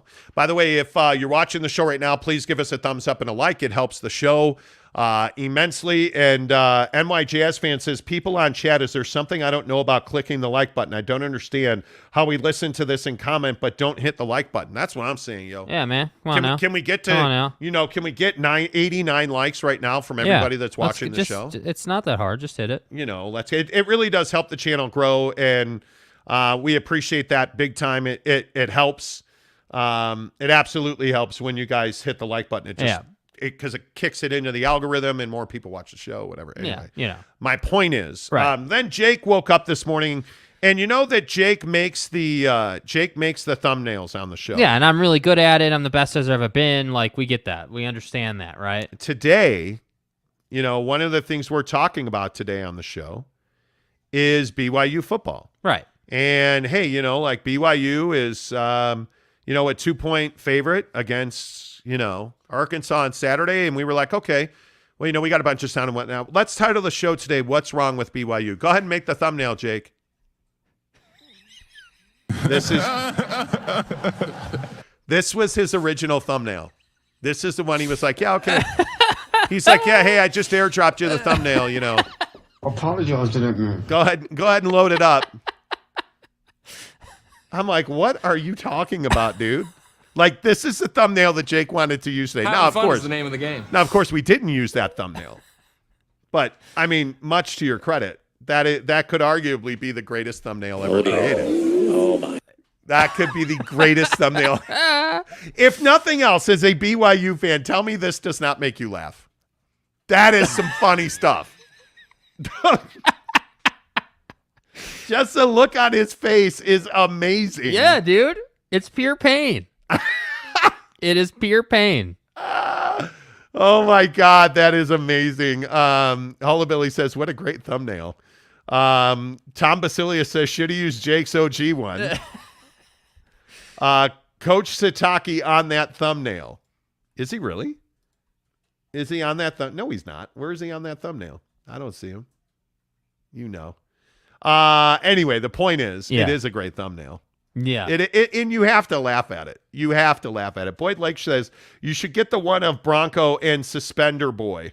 That's a good one, too. Oh, boy. Yeah, you should. Yeah. Bronco and Suspender Boy. Oh, yes. Yes. Yes. Jeremy Bolton says, why are you the way you are, Jake, with that thumbnail?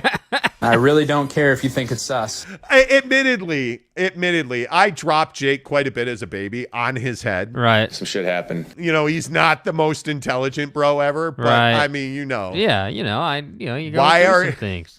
Why are you the way that you are, Jake, with that thumbnail? What do you want me to say? I mean, That motherfucker don't miss. Why are you the way you are, Jake? Because I'm just trying to create some quality conversations and whatnot on the show. I don't understand that the biggest stories in sport. Whoa, the biggest stories in sports this morning presented by Quick Quack Car Wash. And let's get to it.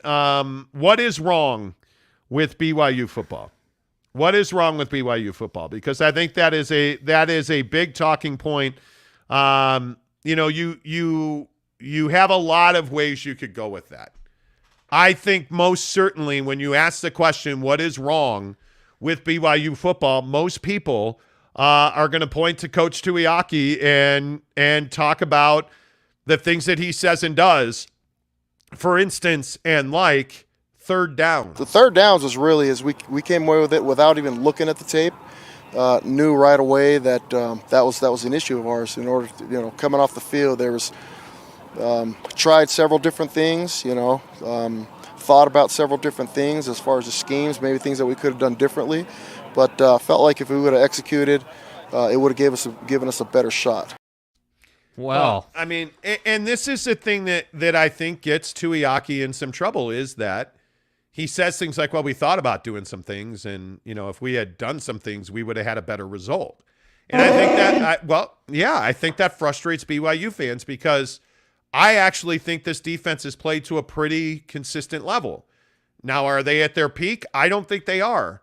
I'm looking at performances out of guys like Tyler Batty, who is getting after the quarterback, and you're seeing him in the backfield, and he's routinely hitting the quarterback, and, I see that. You listen to Coach Tuiaki here talk about a guy in Gabe Summers who we've talked about a lot on this show, and I think Gabe Summers is a critical performer on that defensive line. But listen to what Tuiaki says here. Yeah, Gabe Summers is going. I mean, he tore his PCL, and he's just battling.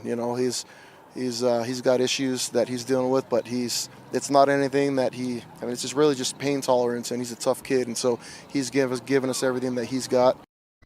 I mean, you have the spirit, you have the guys, you have the talent, but why play rush 3, drop 8? Like, I don't understand. Yeah. With the Bywaters and the Tuleys of the world, why are you not blitzing? The philosophy, the conversation, it changes every year. I think a lot of it really has to do with who are your players, who you're working with, what are they good at, what are they best at, how much are you willing to sacrifice, and what part of the game are we at? I mean, all that stuff comes into play, and so the pressures and all that stuff, we carry pressures every single week. We use them every single week, and some teams we prefer to play more coverage than we do pressure. We feel like coverage pressure is what we call it is better than than blitzing and leaving your coverage guys out there to dry. And so it all just kind of depends on what's going on at that time with who you've got and who's playing.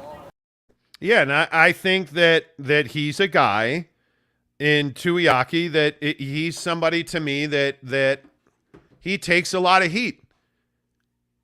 I hate I hate rush 3 and drop 8 pisses me off. Yeah, and what I hated what he said there was like, yeah, our defensive philosophy depends on, the strength of our players and, where we're at in the game and what the down and yardage is. And it's like, yeah, obviously. But the problem that you can't get away from here, Coach, is that every defensive coordinator is dealing with those things. That's football. Like, am I being, unrealistic or too harsh by saying I would expect a guy who's been the DC at BYU for how long now to be able to handle yardage and knowing his players and stuff? Like, I don't think that's too much to ask. That's his job. And to me, I feel like he's not putting his guys in the best position possible. You really tell me that Max Tooley or Ben Bywater or any of these guys in the linebacking core are not athlete enough to get by defensive linemen?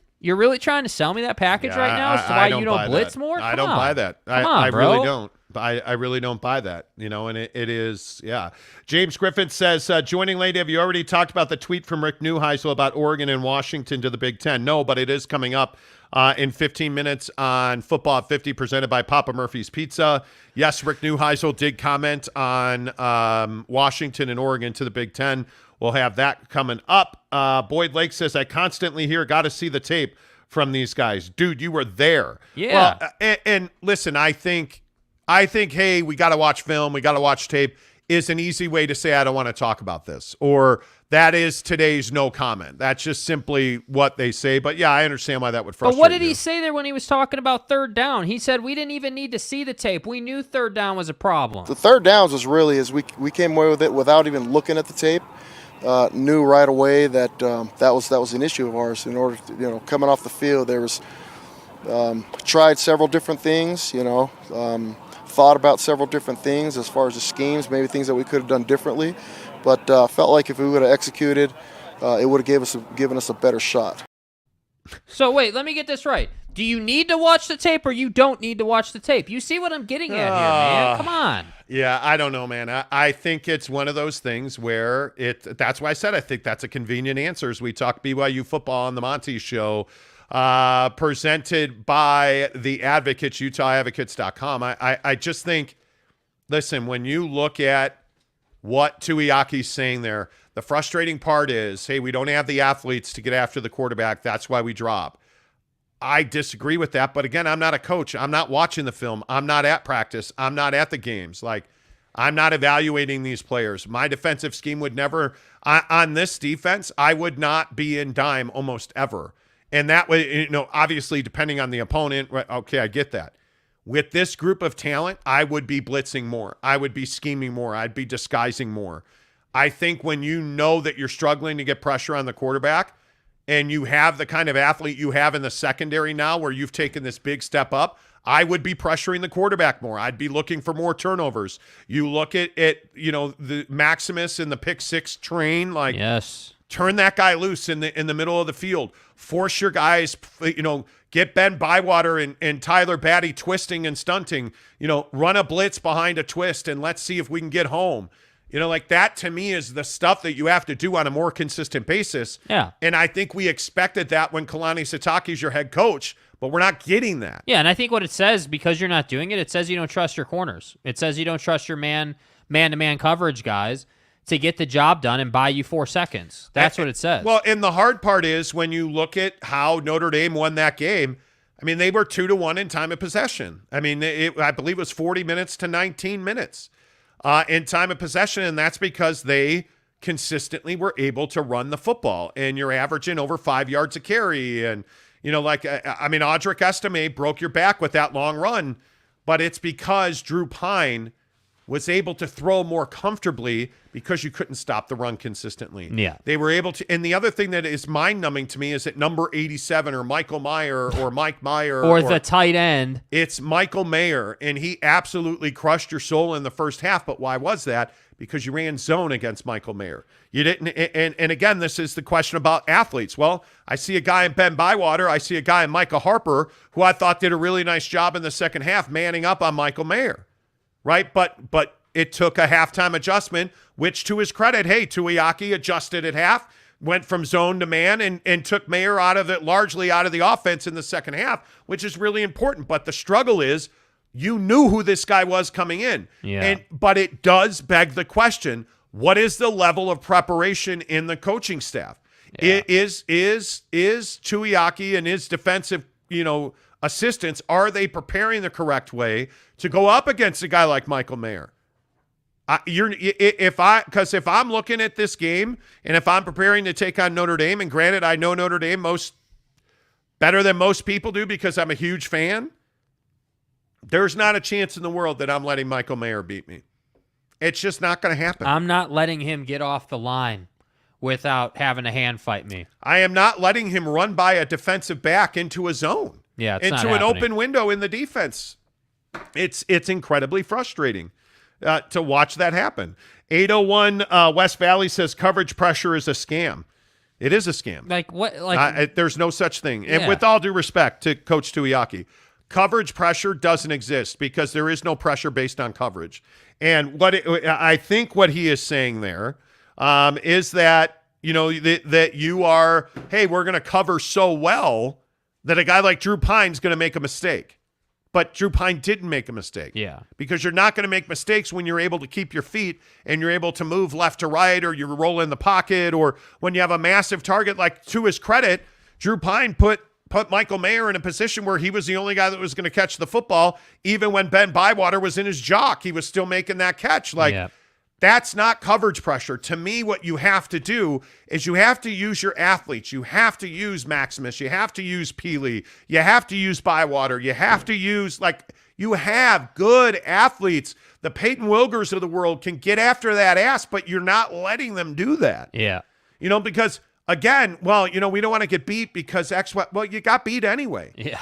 You got beat anyway. And do you think that KJ Jefferson in Arkansas are not watching that tape? Do you think KJ Jefferson in Arkansas are not watching the Oregon tape? Because I got news for you. Sam Pittman in Arkansas, they're ready for BYU. I had to go to BYU. Me personally, I've never been up there before for a game. I've drove by the stadium, but I never have gone up there for a game, and I know our team will be excited to go up there and play. They have a really nice team. Coach Satake has done a very good very good job with. They play extremely hard. They've got a really good quarterback, good offensive line, receivers that can win one-on-one catches, and I really like their linebackers on defense, especially like Thule and I don't want to say his name wrong, Peely or Pili. I like those two guys. They're really good players for them, and got a solid D line and secondary. It'll be a really nice challenge for us, but it'll be kind of neat to go out of conference at this point, right before the bye, and go play. So there you go, Sam Pittman, head coach at Arkansas. Look how much respect he has. Yeah. For Kalani Sitake, I don't want to say his name wrong, Pili. He's showing respect. To me, this is going to be a hell of a football game. BYU should win this game. BYU is just as good. They're just as talented. You have a better quarterback than Arkansas's got. Both of them are coming off of injuries. Who's the better player when he's hurt? We'll see. Yeah.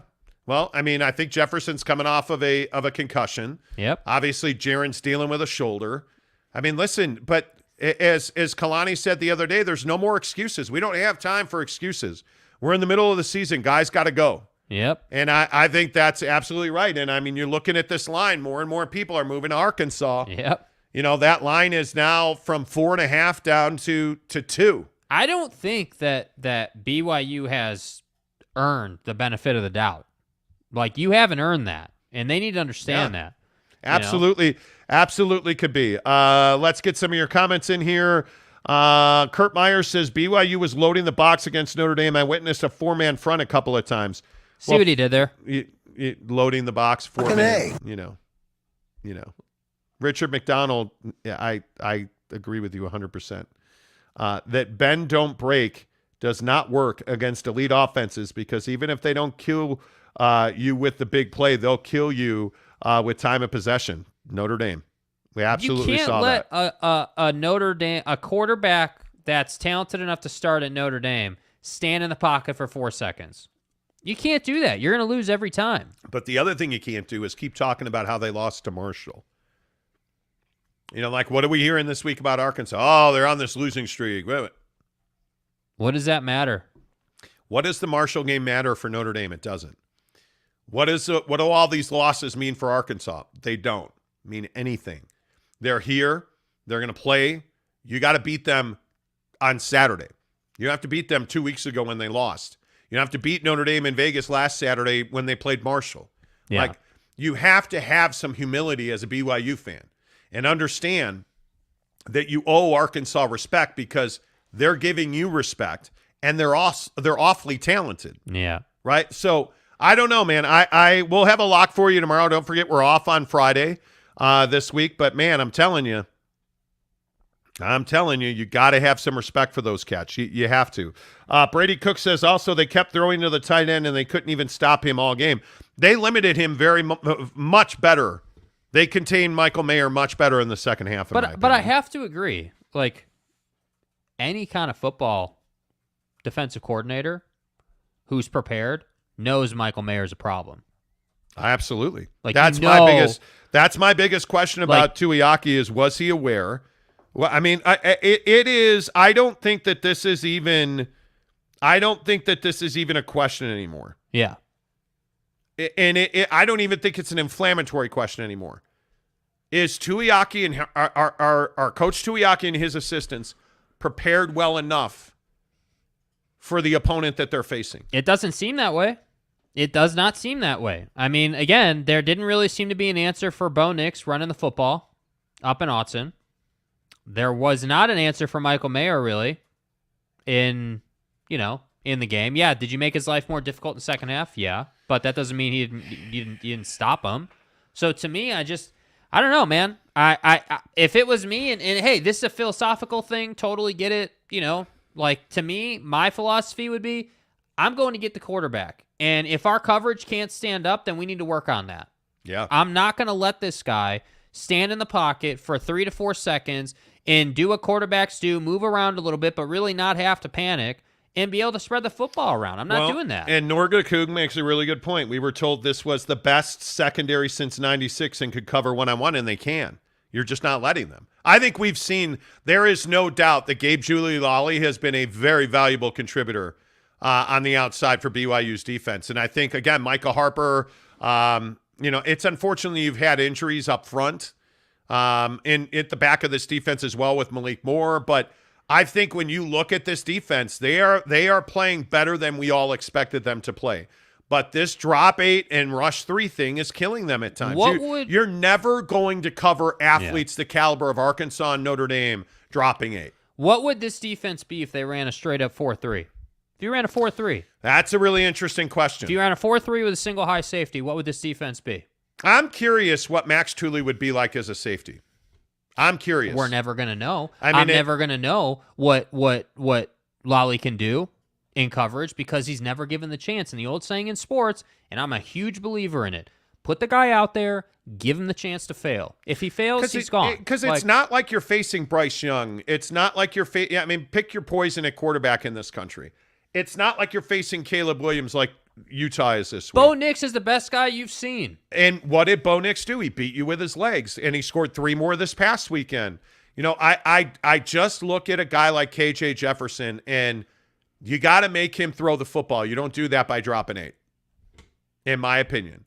You need to keep him in the box, make him throw the football, and let the Tooleys and the Harpers and the Gabe Giulianis make their plays. Because I think they've earned that. I think they've shown that. They've earned that through their performances. As Coach Lovren loves to say on the show every day, hey, yeah, does Max Tooley use his head too much? Sure he does, but I don't care. He's got 2 pick sixes and interceptions in 3 straight games. Like, let the kid make plays. You know, you cannot continue to handicap what you think versus what you see. Because if you watch this defense, and again, I don't see the coach's tape, I just watch it repeatedly. When I watch this defense, I see a bunch of playmakers. I see guys that when they're allowed to cover Michael Mayer man for man, I see guys like Harper and Bywater in his shirt. And I like that. I see the fact that when you let Max Tooley roam, he finds the football. He is a ball-hawking linebacker. Let him do his job.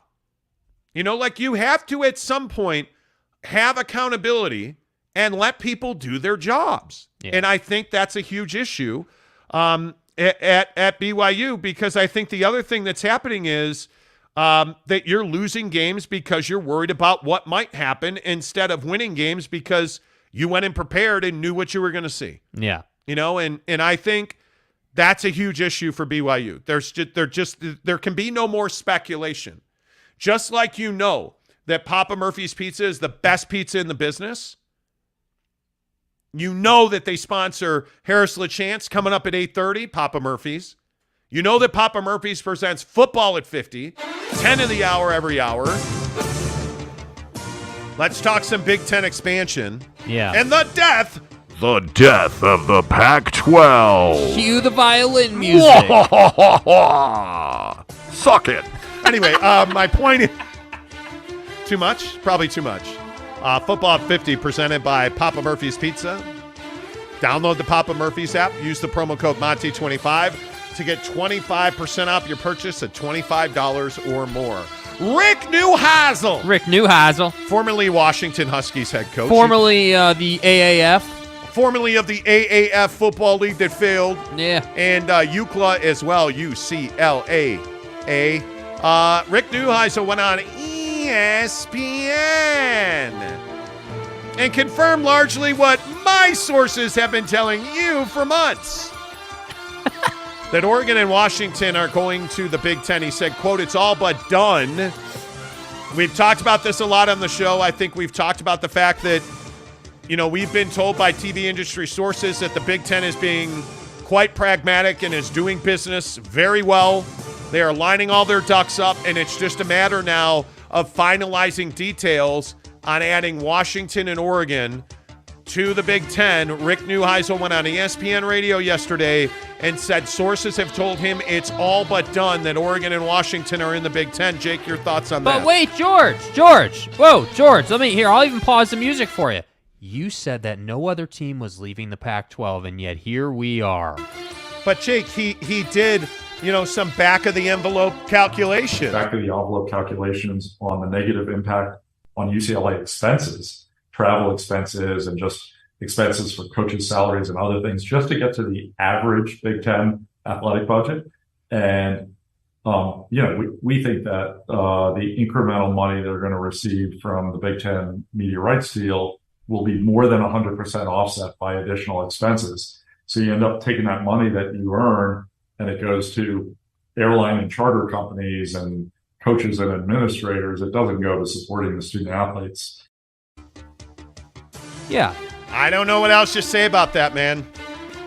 Rick Neuheisel, connected obviously at Washington and UCLA, says that Oregon and Washington are headed to the Big Ten.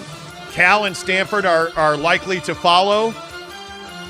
I don't know how much more right we can be. In addition to SC and UCLA. I have a size 15 shoe, which you know what that means. Big socks, baby. Okay. Yeah, I think this is a done deal. And again, I just go back to what we had heard about Amazon. Amazon wanting to do a Hard Knocks type show featuring Big Ten teams that included NIL money for the kids that appeared in that show. Like, I just think that this makes all the sense in the world. And when you look at UCLA, by the way, the UCLA, which is the University of California at Los Angeles, the UC system, the education system, the Board of Regents, has every ability to cancel that deal, that move with UCLA to the Big Ten. But notice they haven't. And why haven't they? Because Cal's probably going to the Big Ten too. And that means that USC, UCLA, Cal, Stanford, Oregon, and Washington can be travel partners. They can travel less They can still play games of consequence. They can all make more money. And all I think, and from what I understand, all we're waiting for is the Big Ten to make a streaming deal so that the pie does not shrink for the current members of the conference. Correct. I think this is not difficult to do. This is all but a done deal. Like, come on. And again, I will just say that at this point, even though there are more bots in the chat, at this point, I don't see how the Pac-12 is going to survive this. Yeah, I do not see, in my opinion, and I could be wrong about this, I do not see how on earth that you are not going to be able to sustain a conference without a West Coast presence. Yeah. I mean, you would have, at that point, you would have 4 teams left. Yeah, what are you going to do so here? Straightforward to me, and that's why I've just been, and we on this show have been so steadfast about what's happening. It just makes too much sense. Remember, this stuff that they do in college football is not meant to be ultra complicated, right? No, it's not. It's meant to be simple, A plus B equals the Pac-12 dies type material. And that's what we're seeing. So that's why I say back of the envelope calculations are not going to get it done, George. Sorry, they're not. It's not. Come on. This is a no-brainer, and I think, again, my question is, if you're the leadership and the thought leaders at Utah, where are you going to go? What are you going to do? Yeah. Because I think this is a huge issue. Honest to goodness, I think this is a huge I hope problem. they go to the Big 12, man. That's where they should go. It makes sense. Yeah, I totally agree. Football at 50 presented by Papa Murphy's Pizza. I think that when we look at the smart, pragmatic move here, if I'm the Big 12, because, by the way, the Big 12 is also out for a TV contract now. Yep. I am trying to absorb the Arizona schools, Colorado, take it or leave it. If I'm the Big 12, Arizona schools, Utah, and San Diego State. That's what I would do. I mean, the other question is what happens to Oregon State and Washington State? Yeah. Because I think that's a huge question mark. I really think this is a huge question mark. But we'll find out. Football 50, 10 of the hour, every hour. Whoa. Seismic, bro. Presented by Papa Murphy's Pizza. Have you tried your Jacko Pizza yet? 911, what's your emergency? I smell something delicious and I don't know what it is. Ma'am, we traced the smell, and it's coming from inside your oven. Ah, amazing. Papa Murphy's.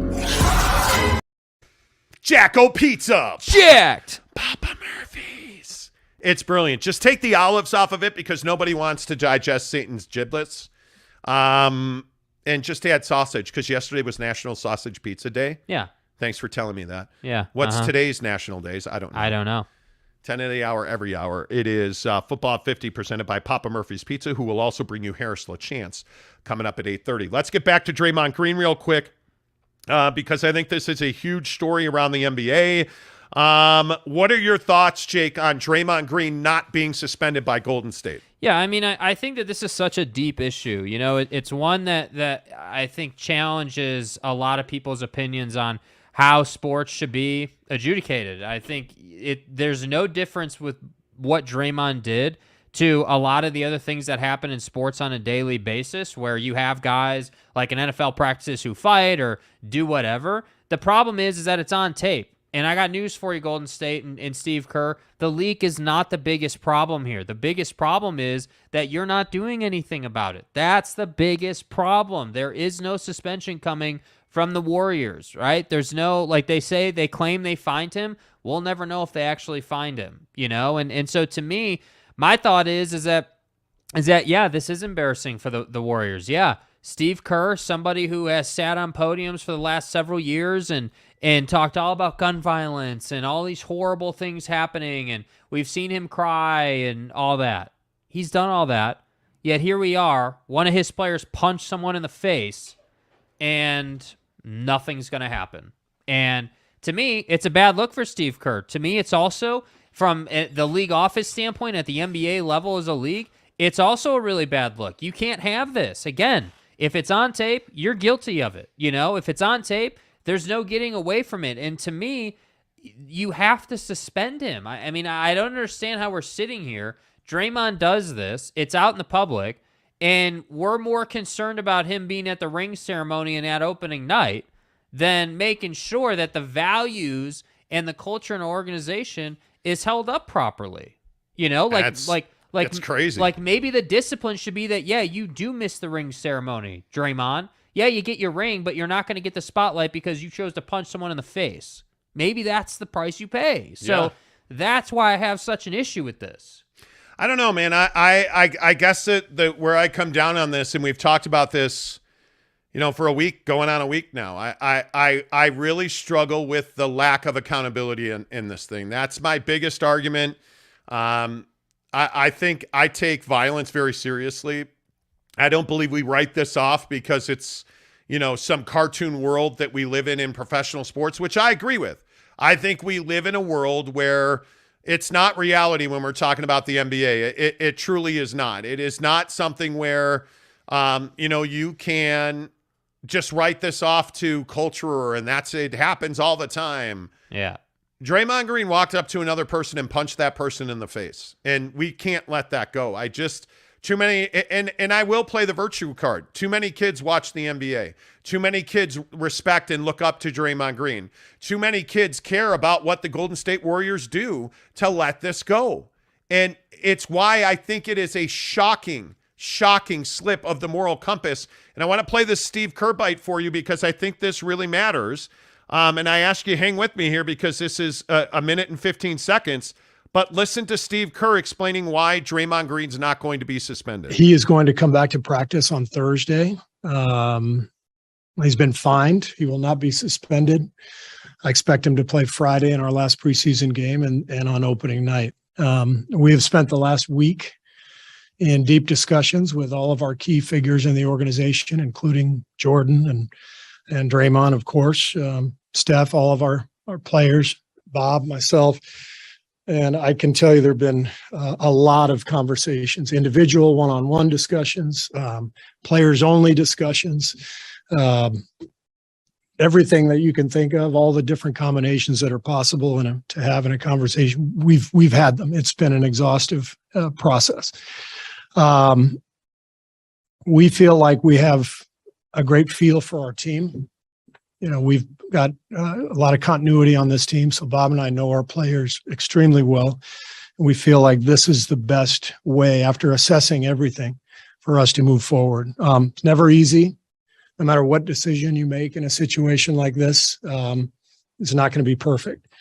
This is the biggest crisis that we've ever had since I've been coach here. It's really serious stuff. And look, I get that it's serious stuff. I agree it's serious stuff. But if it's such serious stuff, why was no punishment doled out to Draymond Green? That's the hypocrisy that I was talking about. I'm not trying to be inflammatory. I'm not trying to be over the top with it. I find myself sitting here shaking my head for a guy who puts himself off, and Steve Kerr, for a guy who puts himself off as one of virtue, as one of moral compass, as a guy who talks about violence with guns and, you know, like who's been through this in his personal life with his father being murdered. And I mean, all of this stuff that he's talked about. And you have somebody in your own building commit a heinous, violent act. Would we have ever heard about any of this if the tape hadn't leaked? Because now you go back to the other day and you hear Steve Kerr talking about the tape being leaked, and it just smacks of hypocrisy to me. Yes. I guess that's the biggest thing for me. Yeah, it's a bad look. And I think that, you know, I don't know why, like, we're all just sitting here being like, yeah, you know, or, you know, it happened in practice. It happens all the time. Well, yeah, I'm sure it does.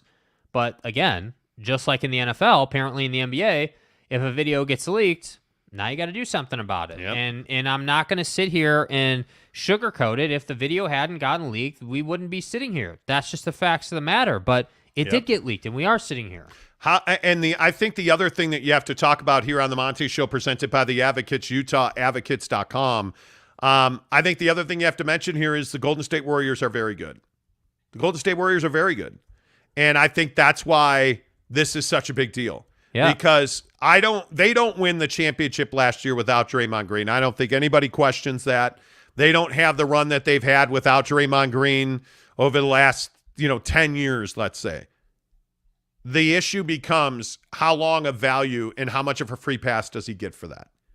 Well, and apparently it's big significant. One. Yeah, I mean, and that's what it just bothers me so much because I almost feel like because Draymond has been this guy as far as the type of player he is, that it also is adding to the, acceptance of just giving him a free pass. Because I have a problem with them not announcing the fine. As I was saying before, like, you should say, hey, we fined him this much. This is what we, like, be explicit and specific about what you did here. He's not going to be suspended. I expect him to play here. And yes, we fined him X amount of dollars.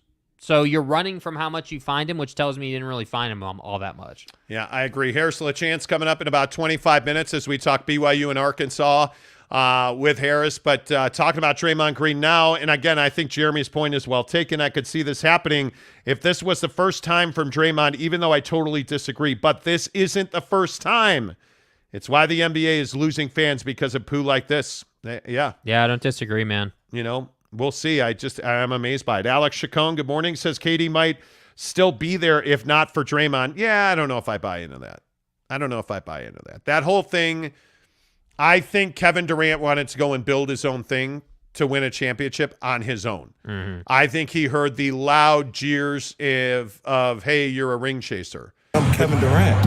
You know who I am. But again, I say, why do we care that he chases rings? Aren't you supposed to be chasing rings? Is that a real question? I mean, that's the whole goal. What you want me to say to that? I am not the guy that buys into, well, Draymond Green killed.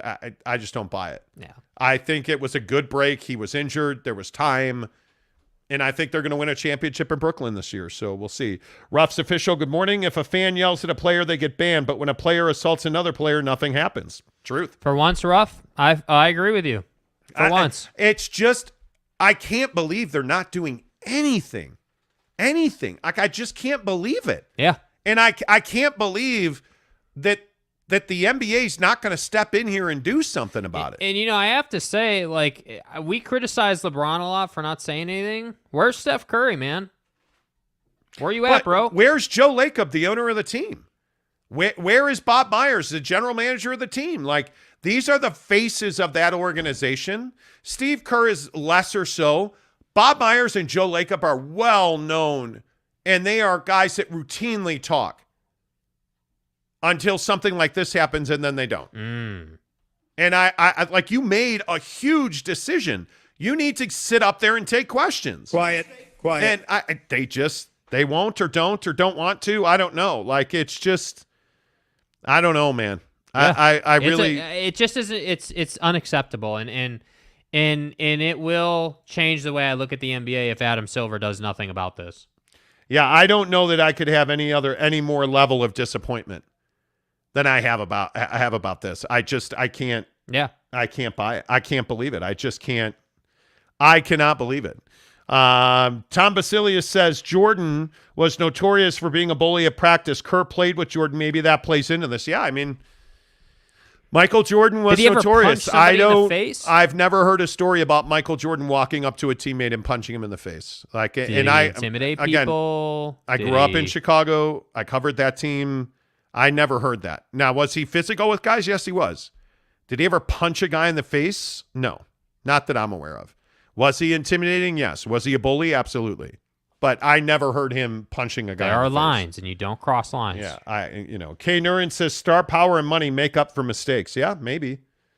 Well, I don't think there's any doubt about that. I don't know. To be honest, yeah. Yeah, I don't know. It is very interesting to me that. I mean, if you have money, you can do anything you want to do.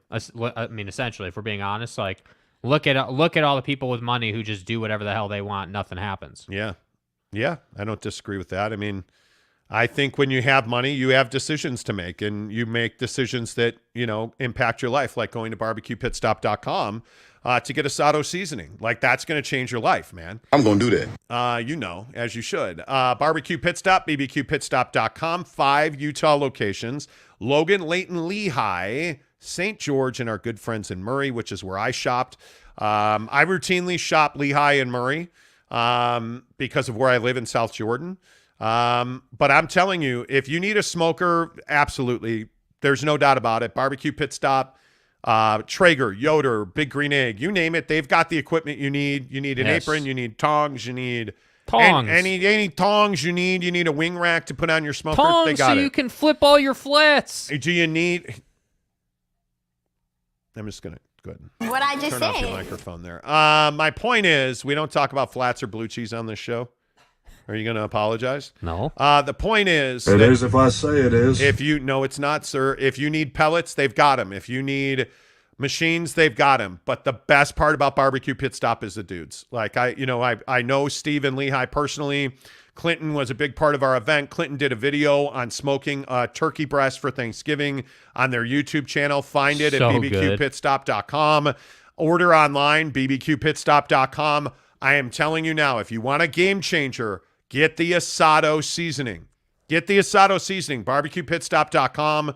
It is absolutely phenomenal on wings. It's phenomenal in soups. It's phenomenal on turkey breast. I'm for real. You can't go wrong with Asado seasoning. The other thing is, hey, if your wife eats less meat, my wife is a vegetarian. They have wing dust and they have this cauliflower batter for cauliflower nuggets and wings. Flipping fantastic. They have it all at Barbecue Pit Stop, and they're good guys to do business with.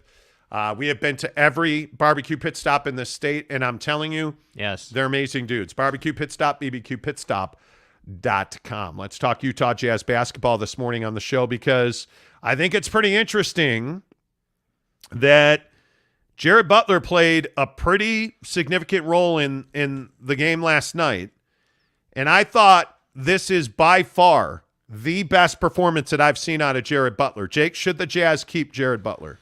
I mean, should they keep him for now? Is he somebody that's going to turn into some difference maker for this team? Probably not, and again, hey, maybe with the new development staff, maybe that changes his course. Maybe that turns him into a key six-man or not a six-man, but a key guy off the bench or whatever the case may be. But yeah, should they keep him? No, I wouldn't keep him. Will they keep him for a while? Yeah, probably. I think another big question people are asking right now, for the people who want to go into full tank mode, are you like last night Mike Conley doesn't play, right? Mike Conley was out for rest. And you saw the real logic behind tanking, right? Which was, hey, we're going to play all these young guys. They're going to do the best they can, but we're going to lose.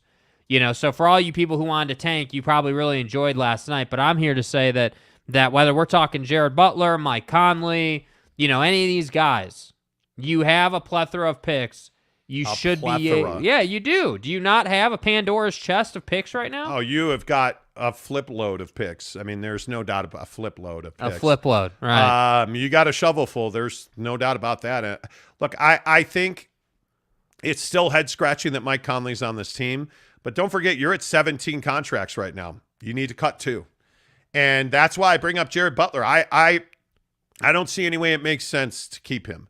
I think you're going to have to cut him. Yeah. And I think when you look at the other guy is Rudy Gay. Can you make a trade to offload Rudy Gay? You're not going to trade Mike Conley at this point. I would be, if that happened, I'd be surprised by that. I don't, but then again, the Bojan Bogdanovic trade is one of the worst trades I've ever seen. Keep it real. So I wouldn't put it past them to trade Mike Conley. Perhaps they can get a sleeve of Gatorade cups for the guys on the bench. Fucking A. I mean, those are of value. So let's see what they wind up. I said Donnie, a sleeve please. of like paper Gatorade. Donnie, you're out of your element. Come on. It'll be interesting to see what they do. But do you think they're tanking for VW? Man, I really want to say no, they're not tanking, but it's going to get harder to say that as they lose more games, and I think that right now, as it currently is constituted, having not played a regular season game yet, you are tanking to be a top 10 and pick in the draft. I would think, right? Like that's, yeah. I mean, I don't know about VW, number 1 overall, but certainly top 10, certainly in the lottery. So to me, I don't know. I just don't think, I guess my biggest thing with the whole tanking angle has been that it's not necessary for you to go through the pain of tanking. You don't have to do that. Like, you can turn this around faster than that by using all that draft capital that you've picked up. And I'm just telling you now, Victor Wembanyama is... Excuse me. I'm sorry. a broken down VW is not your quickest way to the top of the NBA. Right. I think when you look at Victor Wembanyama and you look at what he brings to the dance, I think he's a development project because it's cool. You're dominating 16, 17, 18-year-olds. What's going to happen when you get to a 26-year-old? What's going to happen when, you're going head-to-head with a Rudy Gobert? What's going to happen when you're going head-to-head with a LeBron James? Yes. What's going to happen when you're running up and down the floor with guys who are the size of a Giannis Antetokounmpo? I'm a man. Then what? You look at how guys in this league are built. They are not built like VW. There are not 7'4" guys that are relegated to shooting. They're not. And a lot of those guys wind up getting hurt. You look at Chet Holmgren as a perfect example of this. They're not that dissimilar. And Chet Holmgren bumps shoulders with LeBron James and winds up breaking a foot. Is this the dagger? If Joe Ingles can tear an ACL or whatever happened to Kawhi Leonard, what do you think is going to happen to Victor Wembanyama? What do you bench? Because I'm telling you now, they're not going to take it easy on him. No, they're going to press hell him. no. They're going to test him. He's going to be an opportunity for guys. And I'll just maintain, Scoot Henderson's your better pick. Yep. This is a guard league. I'd rather have, Scoot. That's just me. Tom Basilius says, Steve Kerr surprisingly explained that Michael Jordan punching him in the face improved their relationship. Well, I mean, obviously Michael Jordan and Steve Kerr had a physical altercation in practice, but it was not like that. It was not a thing where Jordan walked up to him and just punched him in the face. It was a scrum. So, I don't know. It doesn't matter. Jordan changed when he made mistakes. Some guys don't. You can't tell me that Draymond Green's going to change his stripes now. Are you kidding me? Alex Chacon says, guess who started last night, Jake? Yeah, neat. Colin Sexton. You're right. You're the best. But Mike Conley doesn't play. I don't. So, but this gives... But no, hang on a minute. Seriously. This gives credence to this thought that Mike Conley shouldn't be here. Yeah. Because it's keeping you from starting Colin Sexton. So do you have the balls to bring Mike Conley off the bench on a nightly basis? Because if we're truly doing what's best for the team, which you're not, but if we're truly doing what's best for the team, you would have traded Mike Conley already and Colin Sexton would be your starter. Which, again, is why the Bogdanovich trade makes no sense. And you wouldn't have given away. And by the way, you cut Saban Lee, but they sent you his money, so it doesn't matter. But if you were doing what was best for the club, you wouldn't have given away Bojan Bogdanovich. Yeah, that's what I'm saying. Colin Sexton started last night. But I have no confidence that Colin Sexton is going to be in the starting five when you have Mike Conley, Lauri Markkanen, Malik Beasley, Jared Vanderbilt, and whoever you want to put at the five. Where does Colin Sexton start in that group? That's my problem. Yeah, I don't know. Utah Jazz Talk on the Monty Show, presented by TridayTrading.com. TridayTrading.com/Monty. Go take that trip, man. Change your life. Watch the free webinar at TridayTrading.com/Monty. I think the biggest issue with this team right now is there a clear direction forward? And I don't think that's clear at this point. I don't think we know the answer. Well, and I think from the front office and just on the floor, I don't think you know that answer. Like I still haven't left the part of the timeline here where you traded Bogdanovich for a rack of basketballs and the guy you got back who was supposed to be this great kid or whatever, this great prospect, he's not even on the team anymore because you still have 17 contracts on this team. And so to me, yeah, sure, Sexton starts last night, but when I made that comment the other day, I was more talking about the regular season and like how this is all going to work out with Mike still being on the team, because you have nights where, and Will Hardy straight up said this the other day, where Mike's not going to play, and I'm sure on those nights Colin Sexton is going to start. That only is natural, right? I would think so. That's what happened last night. But I have to agree with you, and a lot of the people saying, why is Mike still here? What is the, again, like I said last week, you're really telling me that you think that Mike's leadership is more valuable than getting these guys the most minutes possible? Apparently, I think it is. I don't know. I just hope that I hope that there is some clarity once the regular season starts, which there almost always is. Usually. I wonder what Will Hardy turns into. I do. I wonder what Will Hardy as a coach turns into. I wonder what that maturity process will be like.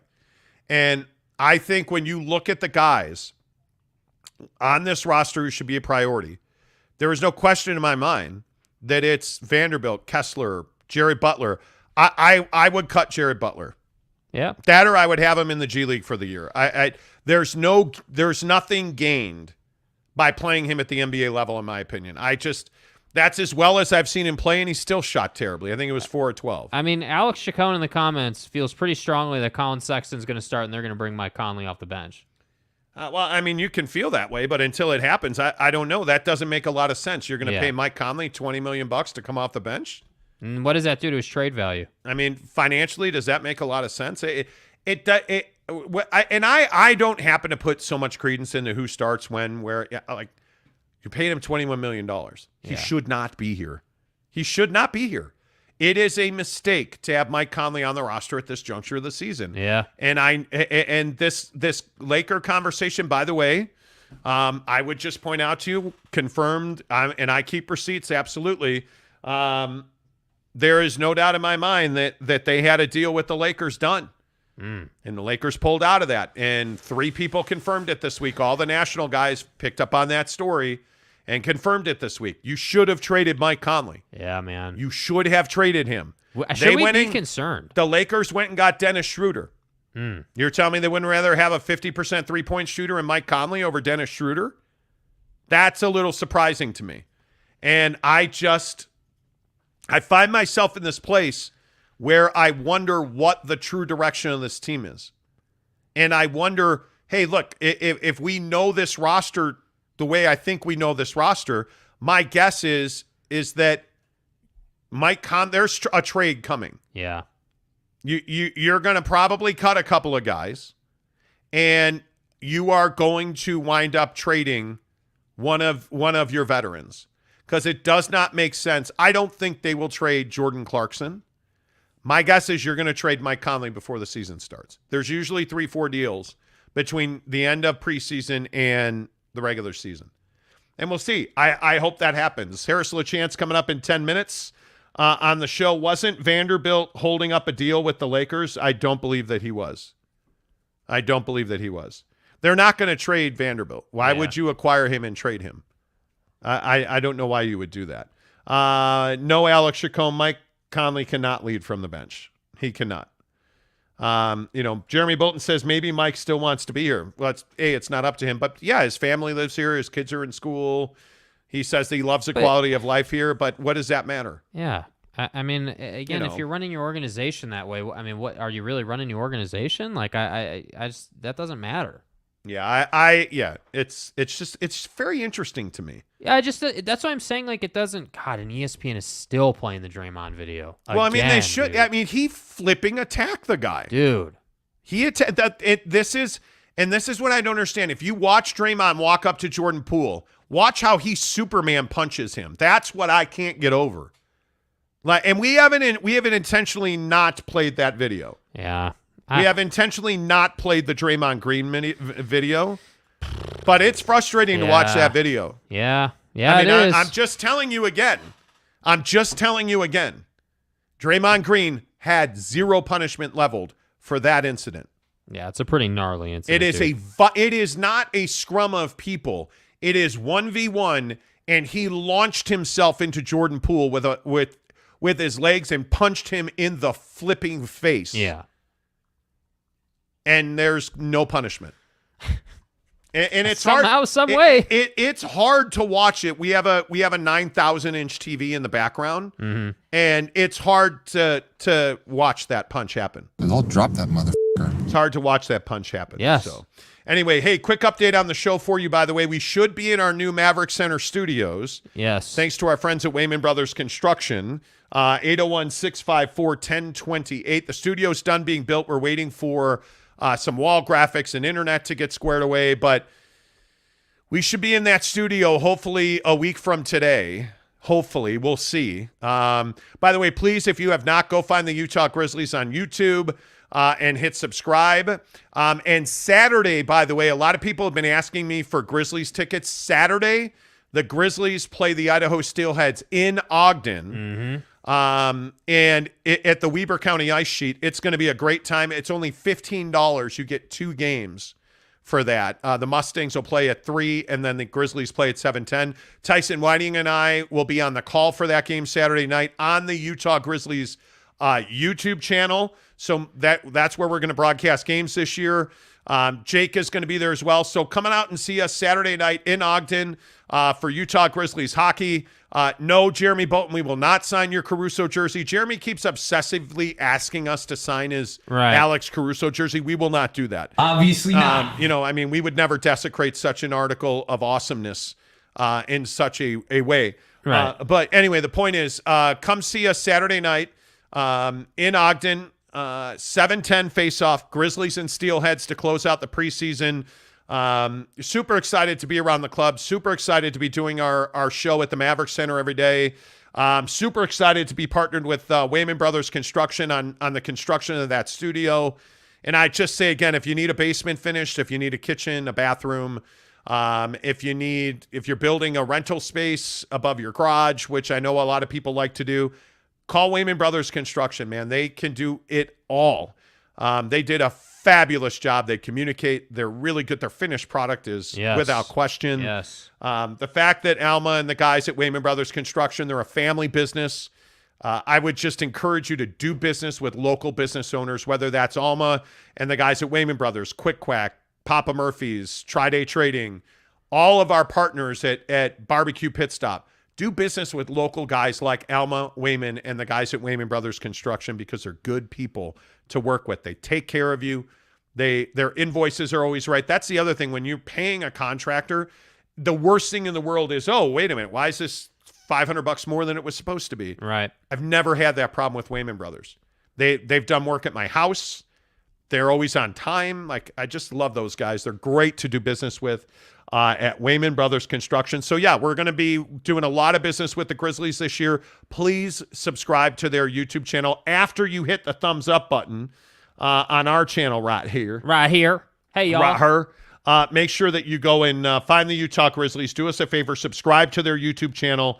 It absolutely makes a difference for us on the show. So, go check that out. Couple of comments while we wait for Harris to hop in here. Quentin Randall says, congrats. Thank you. Let's see. Boyd Lake says Draymond punches, then is already on him again before he hits the wall. Yeah, it's ridiculous. Yeah. Draymond throws the punch, and I mean, he hit Jordan Poole. Oh, he landed. Right on the jaw. Yeah, he landed. And then he almost goes to the ground with Poole and braces himself on the wall. It's a horribly violent incident. Like, I mean, it is surprising. Jeremy Bolton says, shake my head. Why are you shaking your head, man? It's all good. Jeremy, we love you.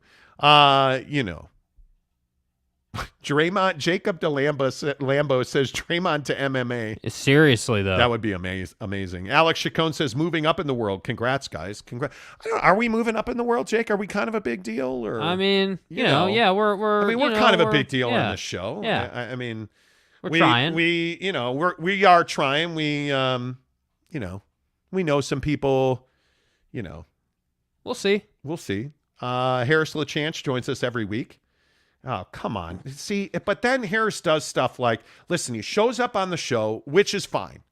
But then he wears is that a Boston Red Sox hat, Mr. LaChance? Hey, you know it, man. Go Red Sox. That a boy. What's up? Good to see you, my man. Let's how is the body feeling? Like I gotta believe that here we are on October 12th. How's the body feeling? You're midway through the football season. You feeling good? Yeah, I'm feeling healthy as a football player can feel. We're all a little beat up, a little tired, a little sore, but that's how it's going to feel in the middle of the season, right? We're used to that, so we're making it, brother. We're making it. Well, hey, a couple of things I want to ask you about. I did not get to ask you about the wagon wheel at center at the 50-yard line 2 weeks ago. That was really cool to see you.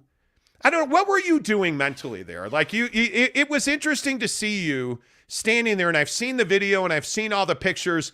Were you reminiscing? Were you thinking, like, what was going through your mind when you were chilling with the wagon wheel? Well, when I was rolling it out there, I was thinking, man, this thing's a little bit harder to roll than you'd think.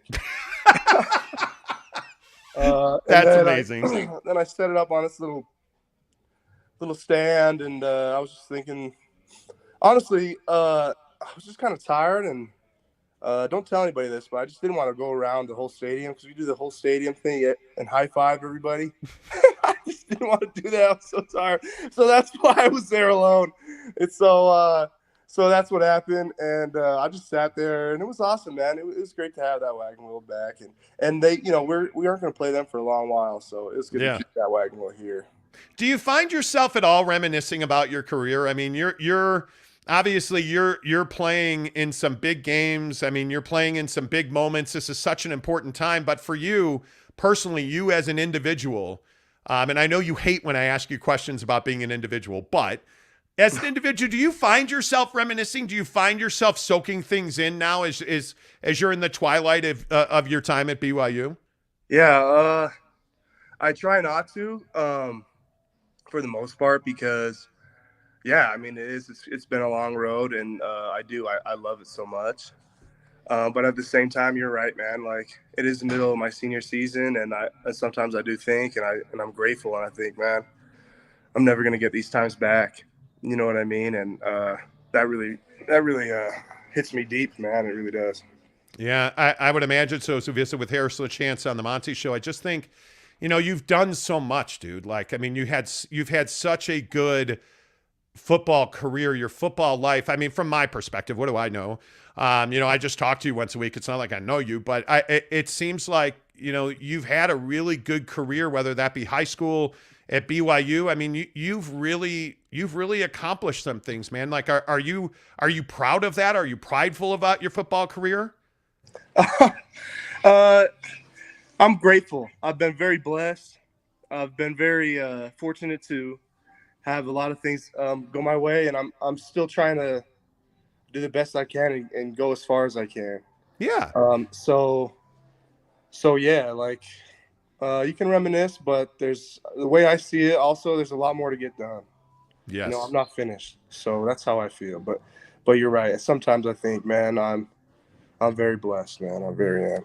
Yeah, and I certainly don't mean to put it in the light of, oh, hey, your career's over, dude. Like, how'd it go? Know, yeah. Like, yeah. That's absolutely not what I meant. But I just think I remember, when we decided to have you on the show, and you're like, yeah, sure, let's do it. Like, looking at the things you've done, you've had a hell of a career. But then, I fast forward you to Allegiant Stadium last weekend with Notre Dame.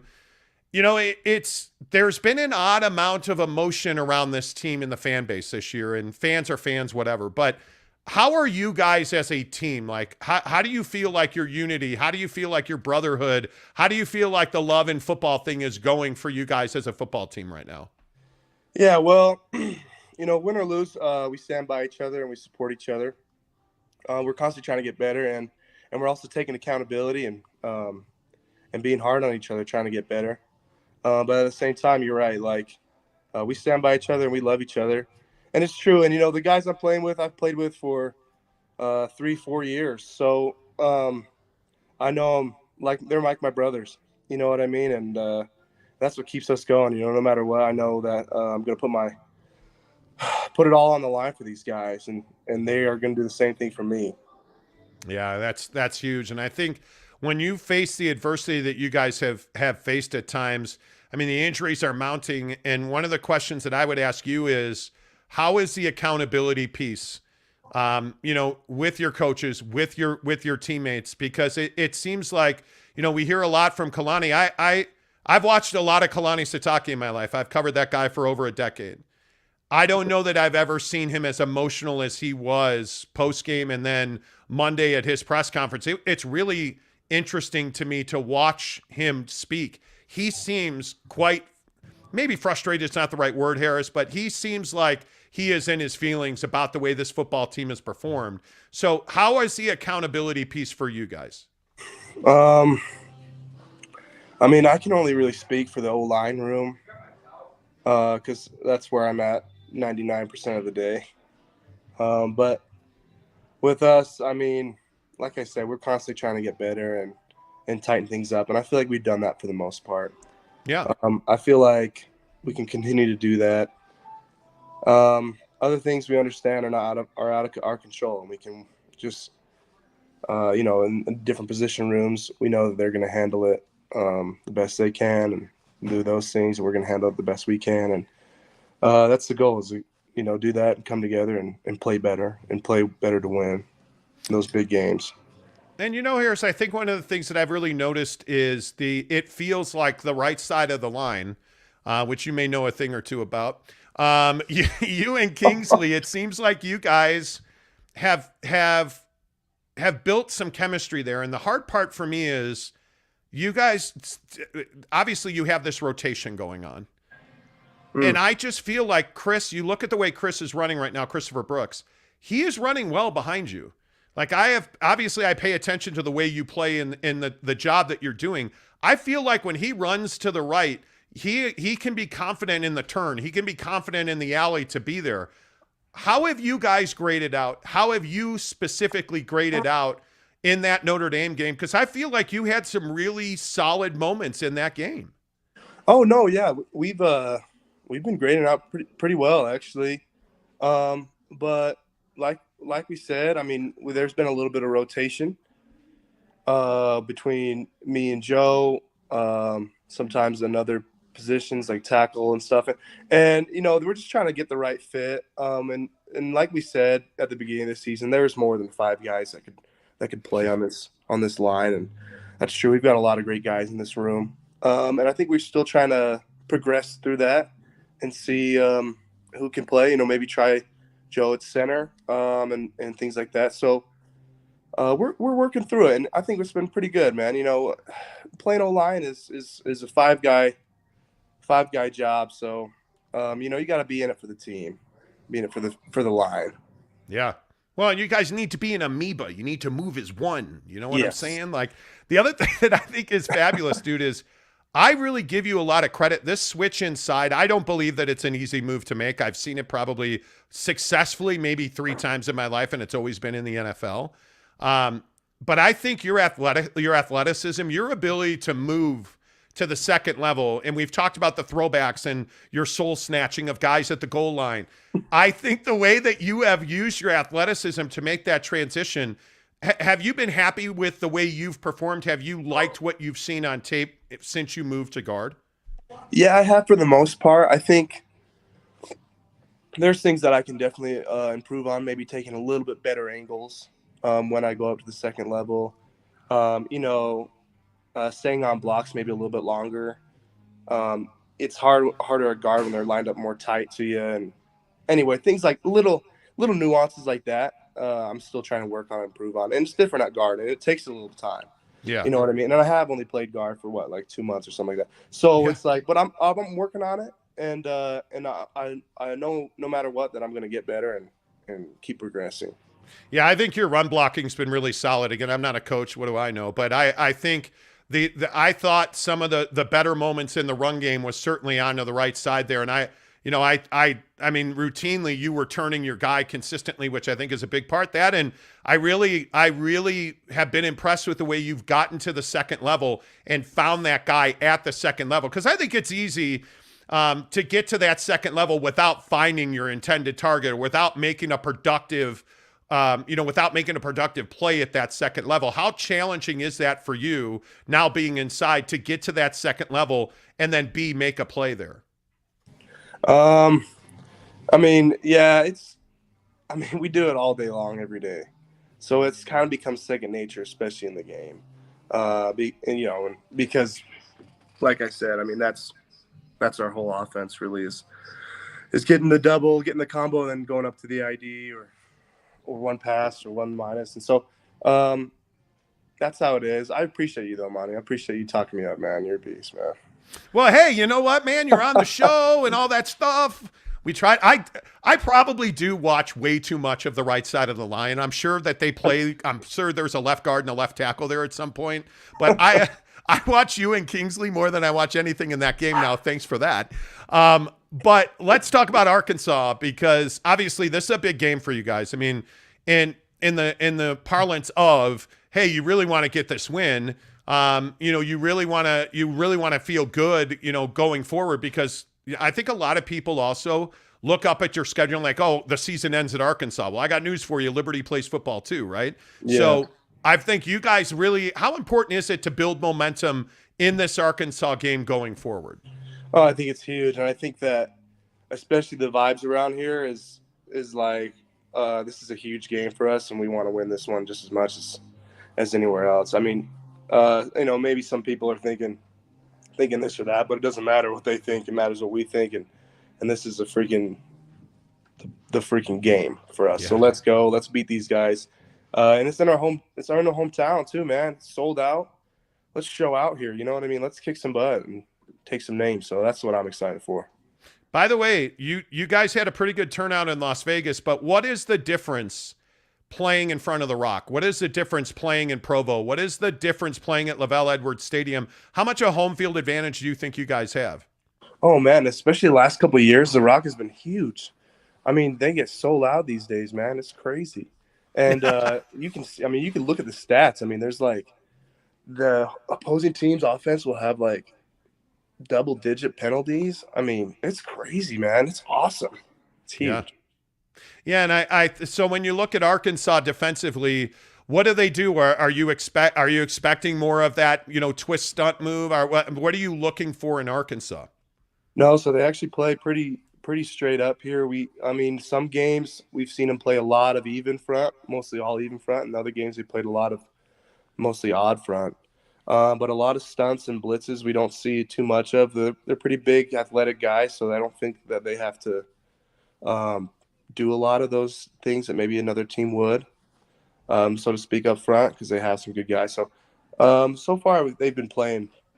I've seen them play pretty straight up, and it should be good. I think so. So is that better for you guys? Do you prefer straight up? Like, what do you? I mean, how does that impact the way you guys prepare? Yeah, I mean, every team's different the way they play, and what do I prefer? I don't know. I don't know. I prefer being ready for anything and then going out there and executing. Man, Harris LaChance for political office. That was a very good answer, sir. I'm ready for anything. Who knew? Hey, real quick before we let you go, yesterday was National Sausage Pizza Day. And my wife's a vegetarian, so I'm pretty much a vegetarian, but you put a piece of sausage in front of me, I'm going to eat it. Do you have a preference? Like, what kind of pizza guy are you? I don't know. I just like pepperoni pizza. I'll eat anything, man. I really will, except for I'm not a huge Hawaiian pineapple pizza guy, but I'll eat that too. But you know what I do have a huge preference is ranch. Yes. My dad hates me. My dad's from New England, so he hates ranch, but I love ranch on pizza. So. Oh, your dad's from New England. So is that where the Boston hat comes from? It does, but you're a hat guy, though, right? You collect. I'm a big hat guy, but I love the Red Sox. Yes. You love the Reds. Well, the Yankees are in the playoffs too, so it's fine. Yeah. Anyway, I had to. What do you want from me? As always, good to see you. Stay healthy. Really enjoy our conversations every week, man. Best of luck against Arkansas. We'll talk to you next week. Appreciate you, big dog. There you go. Harris LaChance, good to see you, my friend. That guy, it drives me crazy, with all due respect to the depth on that offensive line. Mm-hmm. I just don't understand the rotations. I really don't, because I think when you rotate that offensive line, I think it hurts chemistry. And I will maintain, not because the guy's on the show, but when you watch Harris and Kingsley Suamataia on that right side, I think there is no doubt that is their best way to run. And I obviously Freeland, Barrington, Pay, that offensive line is stacked, and you're going to see those guys on Sundays in the NFL. I totally get it. You want to run the football, run behind Harris and Kingsley, because I think you're getting better angles. You're getting run lanes. Yes, I would not be changing that. Let's get some of your comments in here. Tom Basilia says, great interview. Thank you. What are your thoughts on Draymond Green and fighting in practice in general? I don't know. Ruff's official says these interviews are boring. Well, good for you, Ruffs. Rhett Williams says, another great interview with the big hoss. Thank you. It was boring, though. Harris is that dude. You'd love to hang with him. He is. He's that guy, for sure. I mean, I don't know how you can, Alex Chacon says, there's Monty being humble. That's me. That's me, Let's see. Shake my head over the Caruso jersey signing. I mean, Just sign the damn jersey. I'm sorry. I'm sorry. Look, it is. I mean, I don't know how else can, I mean, it is the priest's robe. It is, I mean, you don't say, I mean, it's an Alex Caruso jersey. Yeah. I mean, you frame those things. They're so rare because nobody else has one. Now bring us a Ditka jersey. I said they're so rare because nobody else has. Never mind. Right, yeah. Can I not be self-deprecating, please? I'm a Bulls fan. Let me hang on to the things I can hang on to. Yeah, hang on to it. As a Bulls fan. Love to hear how Harris is doing. Great interview. Thanks, Boyd. Appreciate it. Yeah, he is. I think Harris is, I wish I had phrased that question about being introspective a little better, because I certainly did not mean to say that his career was over, but he's a senior. Yeah. And the guy, he's a Utah kid. Like, he went to high school here. He's played here. Like, you're holding that wagon wheel up, and you cannot tell me you're not standing there being introspective about your career at BYU. Yeah, he is. He is. I mean, it is, Zayman says, ask Harris next week how he feels about the rotation. Yeah, I probably asked him that too much. I think I've asked him that 2 weeks in a row now. Yeah, I should probably let it go. Yeah.